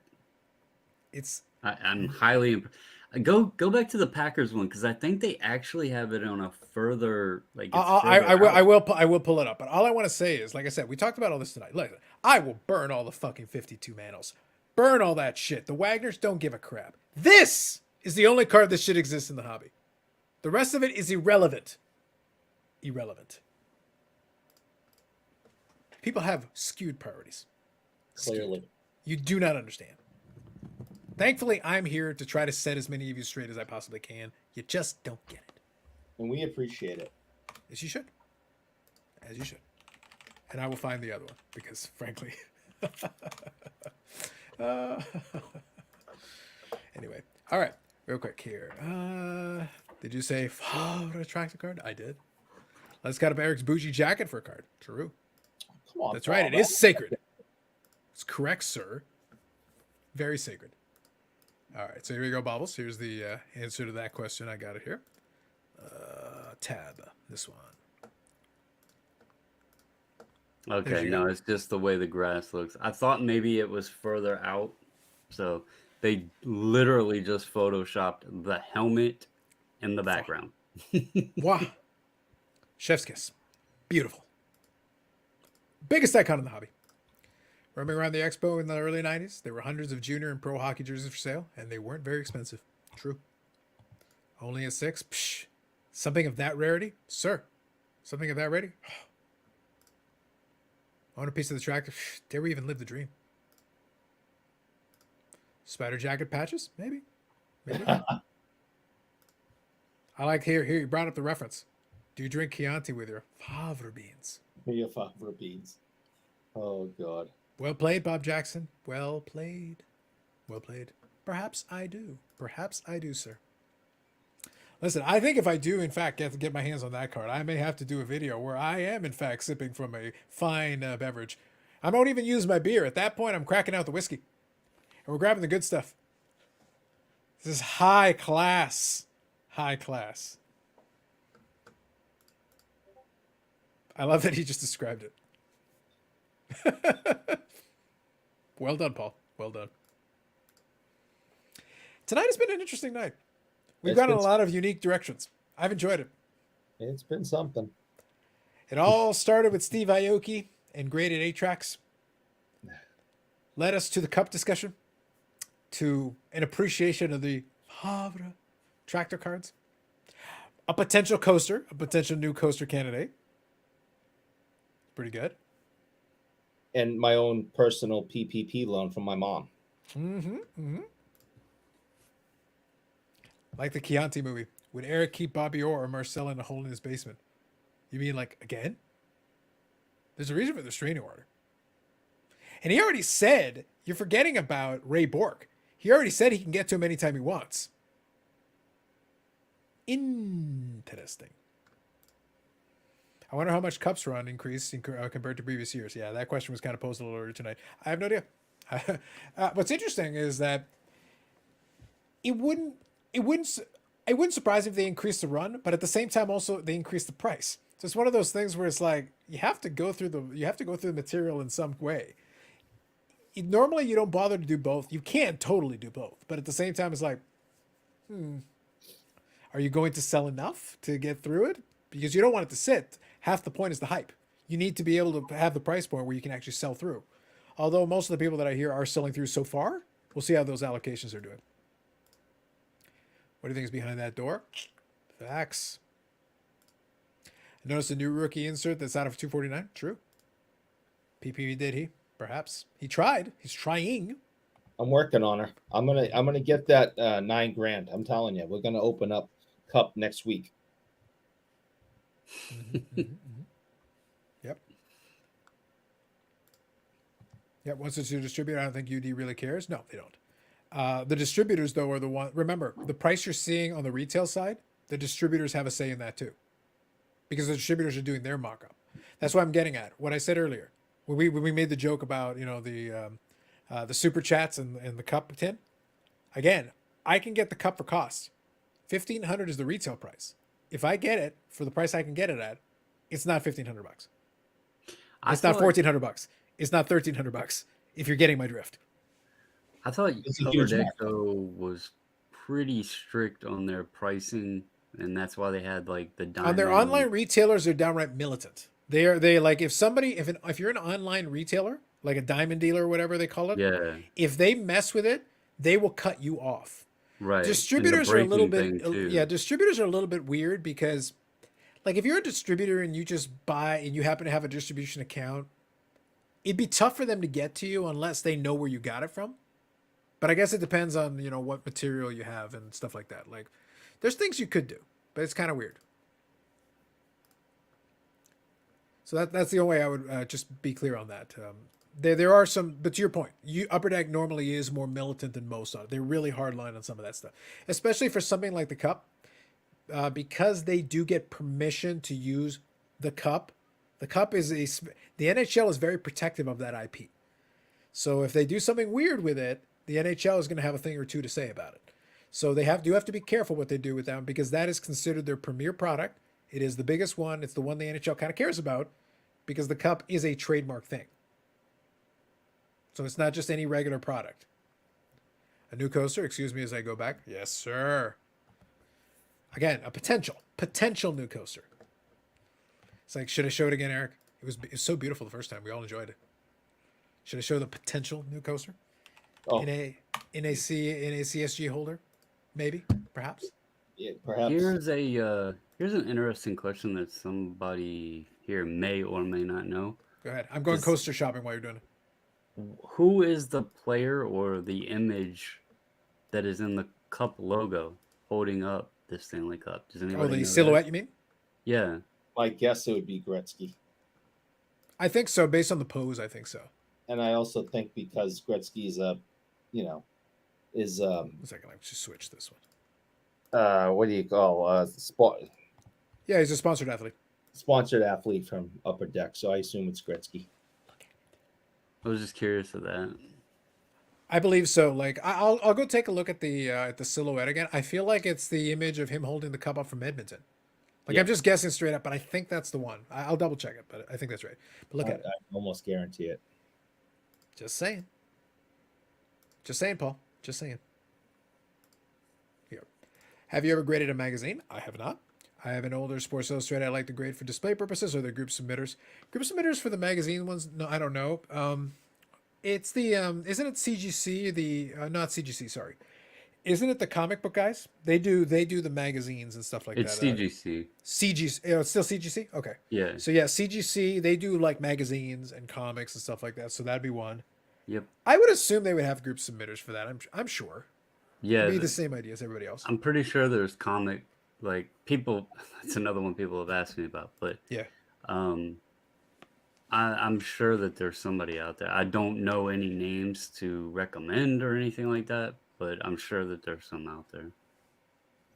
Actually, if you go to their website, if the people have added, because like I can add our name and everything to the website and our contact info, as they actually have a list of all their authorized submitters on their website. So you can go there and check and see if there's somebody close to you or, there should be submitters on there to go check out. And those are all authorized submitters for Certified Collectible Group. Yeah. And I know that, like I said, I know that CGC, since it is apparently the same one, I know I've seen Sports Illustrated magazines by them. So they're definitely out there for sure. So the rookies are still 99 and 249? Yes. Yeah, but there's apparently another subset or insert that has some rookies on it that I believe is also 249. But they do still have the rookies at 99 and 249. Crumble card currency. I like it, Baz. Can't wait for it to sell out and then finding more of it 2 weeks later at 1.5 to 3 times the price. Ooh, $1,500 per box. So Wait. $500 per box. Is Crumble card currency CC3? You mean C cubed? C3. Well, CC. I was going off CC3 would be a little complicated. the CC2 card collector 2 thing. He could be the CC3. Oh. Or CCC3. There you go. CCC3. It could be. I like this question from Kathy. You gonna try to pressure Kathy? You gonna turn off the heat? Pay up or find out. I expect a check sitting on my kitchen table tomorrow morning. Oh, anybody can provide you a check, Eric. You plan to cash the check? I can give you a check for your contributions to this show. Go ahead and cash it. Jose Gonzalez. Don't worry, it's fine. How is Topps still making digital hockey cards? Lord knows, Michael Ham. Lord knows. No idea. Different license, same as how they can do stickers. Yeah, okay. Yeah, a digital license would probably be different. Yeah, that's true. That makes sense. Let us know if you need help to beat up Eric. I think that's valid. Yeah, trust me, she doesn't need any help. She No, said probably it not. was years and years and years of practice. Well, plus you got the bad hip, and at any time it could be rebroken, like easily, easily. I think it's fair. So let me think here. I think I've gotten through a lot of the mocking material I wanted to. Made fun of the Steve. I'm trying to think if there's anything else Steve Aoki wise that I wanted to make fun of. I already made fun of the website. Made fun of the general premise. Talk about how pointless it is. The website is pitiful. It's really bad. I would be embarrassed to be associated with. It's terrible. I don't know. You guys tell me. Is there anything else that you guys want to touch on? Like I said, we talked about the cup thing throughout the evening because, like I said, it's the thing this week. Next week we'll move on. We'll move on to something else. It was fun for me to watch some of the breaks. I'm going to watch a few more in the next little bit just to see if I see anything cool. For me, it's I get to watch. The beauty is that watching is free. If you're not participating and you're not paying into it, you can watch for free and get some entertainment out of it, and I have been. So for me, it's been fun.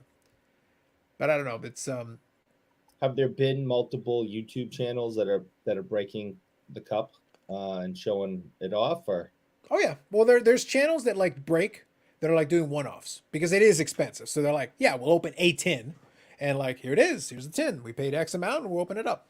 But then there's the actual breaker channels that'll open like do a case break or like a half case break and then do another half case break later. So you can watch a lot of that.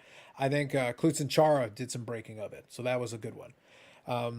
I saw one that they did like a 6-hour break and they did 6 cases. So they did 36 tins. So you got a chance to see a lot of stuff. What's that?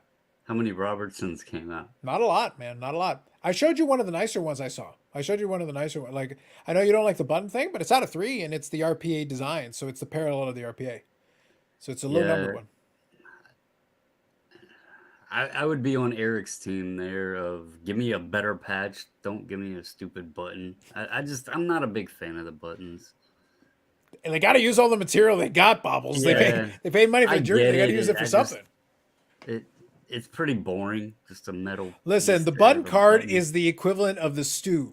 What did you put in it? Stuff we had lying around. We got to use it on something. What is that? An old boot. Look, we had it. Just throw it in. Yeah. Whatever. No one will know. No one will know. Like guitar buttons are lame. No, it's fair. Like I don't disagree with you, man. I don't mind it if it's in combination with other stuff. Like I've had cards where the button is part of it and they've got multiple different types of memorabilia on it. The fight strap, the button, other stuff. I can kind of get behind that. I got a Jamie Benn like that. That's actually got a couple different things on it. I could get behind that. I think that's fine. But just in itself, the button doesn't do anything for me either. Good evening, Frank. Absolutely. But it's just, I guess it depends on what kind of game used memorabilia you like. So it's one of those things where... Was that even game used? It should be. Like I said, I'm not going to count anything as universal anymore. But generally speaking, the cup uses game used material. And they've had 3 years. So they should have Jason Robertson game used material by now. So that would be my expectation. The reason I was asking, because on the RPAs, it just says worn. Well, the RPAs, usually the rookie ones aren't, because most of the time they didn't have it. The problem is this multi-year thing is kind of weird. So I don't know. I guess it could always be something they did from an event worn thing, I guess. But usually they will use game used on a lot of that stuff. I'm surprised, and correct me if I'm wrong, and maybe you guys know something I don't, but in hockey, it seems as if it's just jerseys when there's pants, socks, skates, that can be cut up and I don't see with like modern players like a Jason Robertson sock card. I know that with some older players, vintage players, they're just getting anything they can left of skates from the the 50s or whatever. But has anyone seen with modern players on these modern cards anything other than a jersey, gloves? I feel like I've seen gloves. I feel like gloves I've seen. I feel like I've seen. I can't remember exactly what brand or year it would have been, but I feel like I've seen gloves. I mean, there's so much available with today's players. They go through equipment so quickly. There's multiple jerseys worn every game. You know, they go through skates, they go through everything. Socks. I mean, I just don't know why they don't use more of it. Yeah, I think we got a couple of answers here. SP game use would make sense to me, so I'll get to a couple of these here. Have you seen how bad Stutzla's autograph is now? So during that break, I referenced the PSA Canada one that I did the stream last night. Luke was opening it up. I think we got a Stutzla autograph in one of those, and it was comment on that as well. And it's a really bad autograph. It's really lazy, very lazy. I think one of my favorite memorabilia cards is Vladdy's Senior Expos card with a piece of scuffed base. Nice, I like it, Frank. You know what my favorite Vladdy Senior memorabilia card is, right? You're nodding your head. I want you to say it. You want me to say it? I do. Okay. My favorite Vladdy Senior memorabilia card is his batting gloves memorabilia card. The rarest, the 0/0. It is. That's my favorite. SP Game used, I think it was. They did glove skates in the early 2000s stuff. That makes sense. And part of that was as SP Game Used was designed as a brand to help them clear out sometimes when they had extra stuff.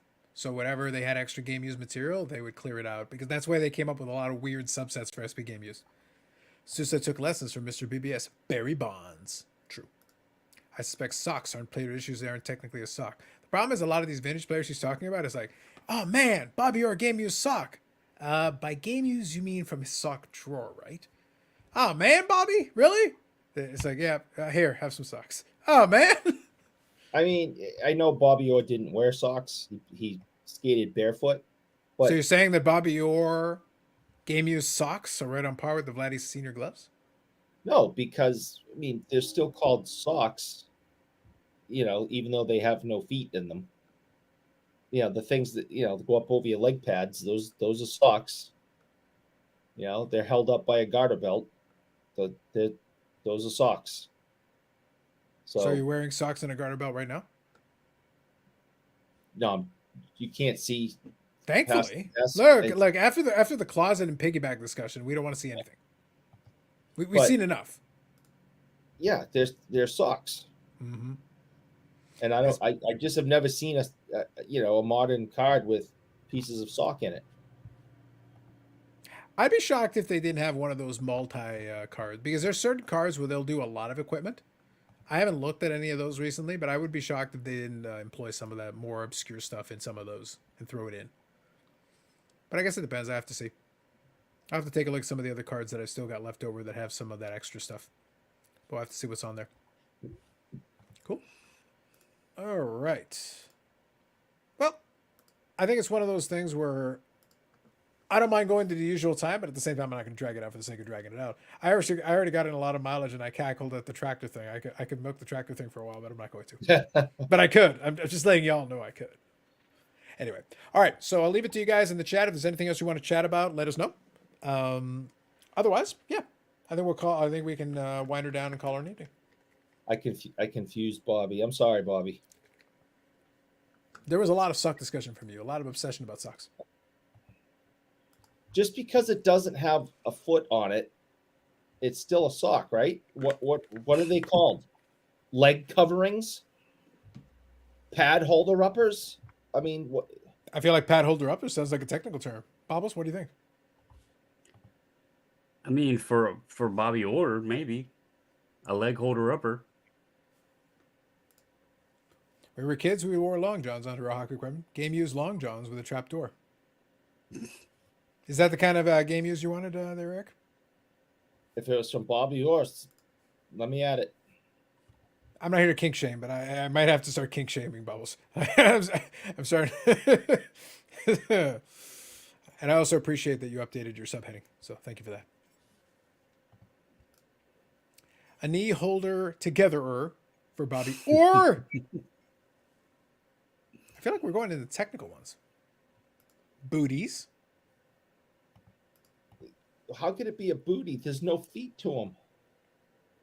I feel like we're getting to really in the weeds on our brace for it, Steve, nomenclature. We're really getting in the weeds of the nomenclature. Seriously, when watching their show, you could literally turn that into a drinking game. I'm just gonna grab cards in the box. Hey, at least since I got it here. Here's an upper deck, not a cup. Here's an upper deck UD black, lustrous materials. Those are fun. Yeah, that's pretty Those cool. are really I was nice like when too they use with the the paint gold pen ink. properly. What's that? I said those are really nice too with the gold ink. I agree. There's Medina on Joe Mullen. Dual marks of obsidian. That's why it's, When you were showing the Madano Kane card yeah. earlier, I was thinking that that should be a triple card with Mullen on it. It would make sense. So this is one where it's it's an autograph because that's a manufactured patch. This one isn't actually a Yeah. patch involved in game used. But it's a nice looking card. Like aesthetically, it's a nice looking card. So you can get away with aesthetics if that's what you're shooting for, if that's literally what you're trying to do. But those UD blacks don't cost as much. So that's the key. To kind of Eric's point from earlier tonight. If that was the cup, it'd be through the roof. As it is, it's a nice card. It's still a very Right. nice card. Aesthetically, it's a very attractive card. Okay, I let's picked this up this week. I'm really happy about it, and I paid. You know, I didn't pay all that much. all right. Go ahead. I do want to get a matching puck. Mhm. That's what I'm on the hunt for now. Okay. But my very first Stan Stan Mikita auto.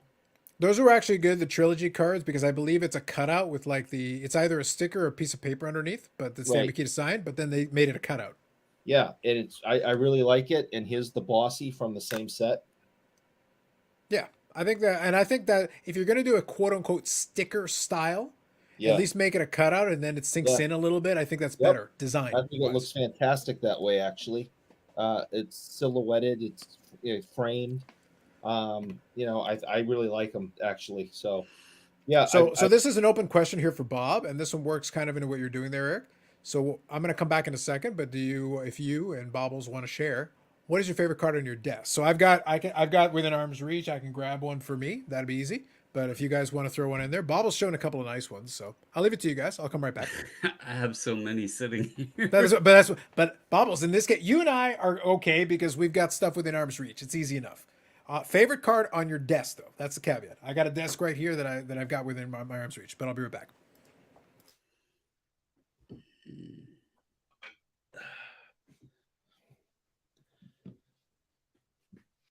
I mean,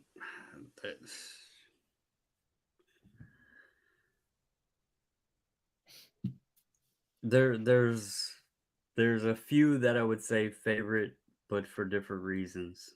Yeah.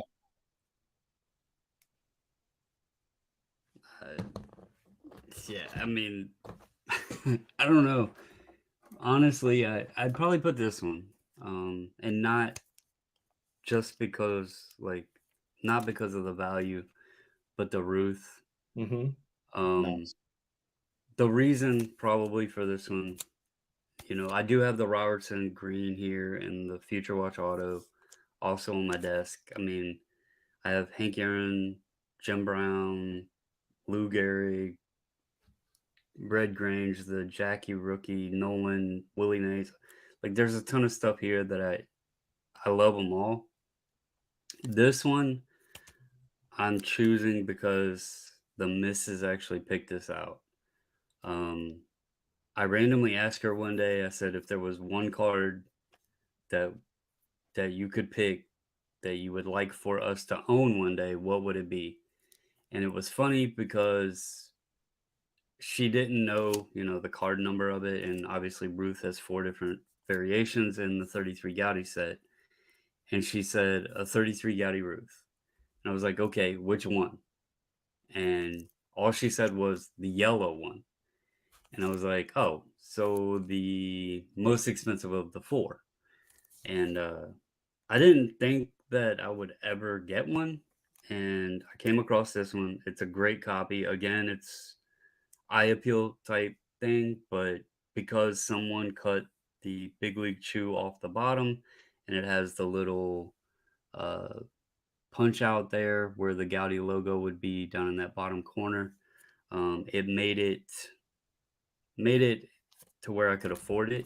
And so she picked it out and I found a very nice copy that that I like. I see Zach says show a few cards. Here is a matching Lou Gehrig. Nice. Funny enough, cut at the bottom. This one doesn't have the punch out of it, but I don't know if Paul's watching, but this one actually has the hole punch, just like the. Let me cut this light off. These might show up better.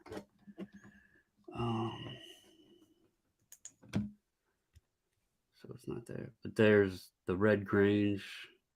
This is actually cool because it's got stamps on it.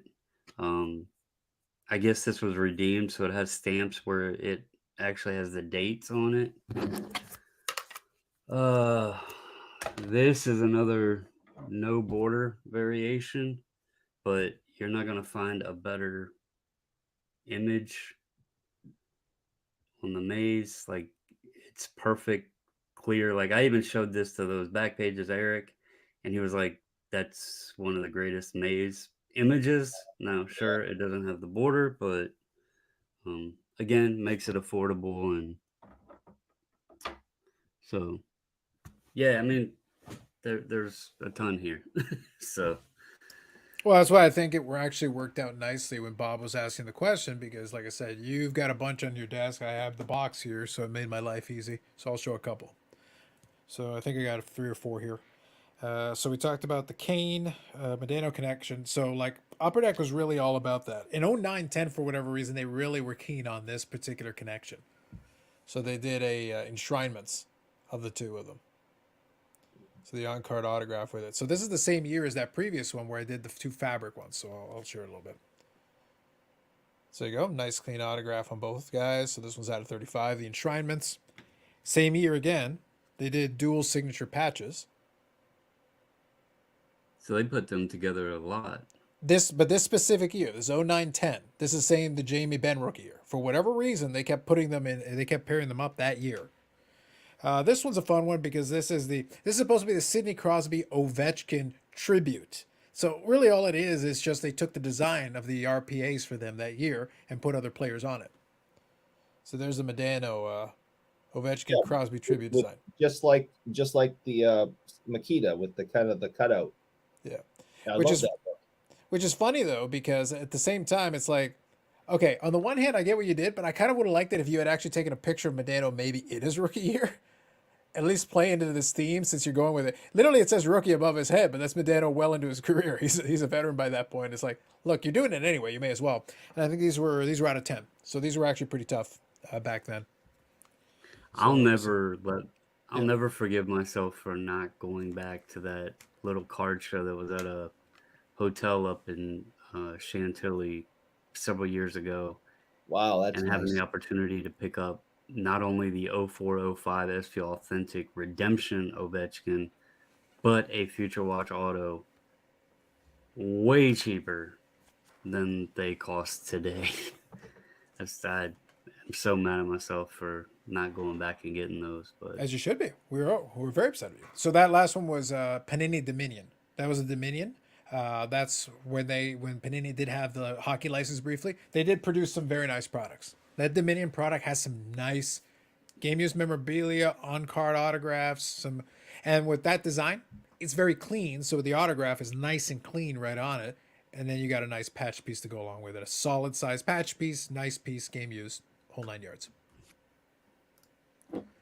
2021 Leaf in the game used hockey, Connor McDavid jumbo socks. There you go. So reference to the socks. Is Joe Mullen number 2 all-time in U.S. point getter? I think he still is. I don't think Kane has passed him yet. I mean, I remember he was number 1, and yeah, Dano passed him, so he's got points and goals. I used to collect Joe Mullen, because he was the all-time point scorer for Americans. So, I thought that was a big deal, but he hasn't held that title for many, many, many years. Yeah, but that's why I say I think the whole Kane connection is that he is the heir apparent who should eventually take both of those, which is perfectly fine. Medano's held that title now for years, so that's great. I laugh because I've mentioned this before. I laugh because some people are just like, well, how are you gonna feel when if Kane passes Medano? I was like, that's what should happen. Somebody else comes down the road. Not everybody cares about the whole U.S. goal scoring, U.S. point scoring record, but no, it's like it's still, by the way, it's still a lot of points. When he retired, he had, I want to say he had like 561 goals or thereabouts. I think he's either tied or right there with Guy Lafleur. That's pretty good. I'm sorry, that seems decent. Guy Lafleur scored the odd goal in his day, and that's with Modano playing largely a defensive system for many years. So he suppressed his goal scoring. He probably could have been a 600 goal scorer if he had just gone full bore with it. So he was a prolific goal scorer and a consistent goal scorer for his career. Oh yeah.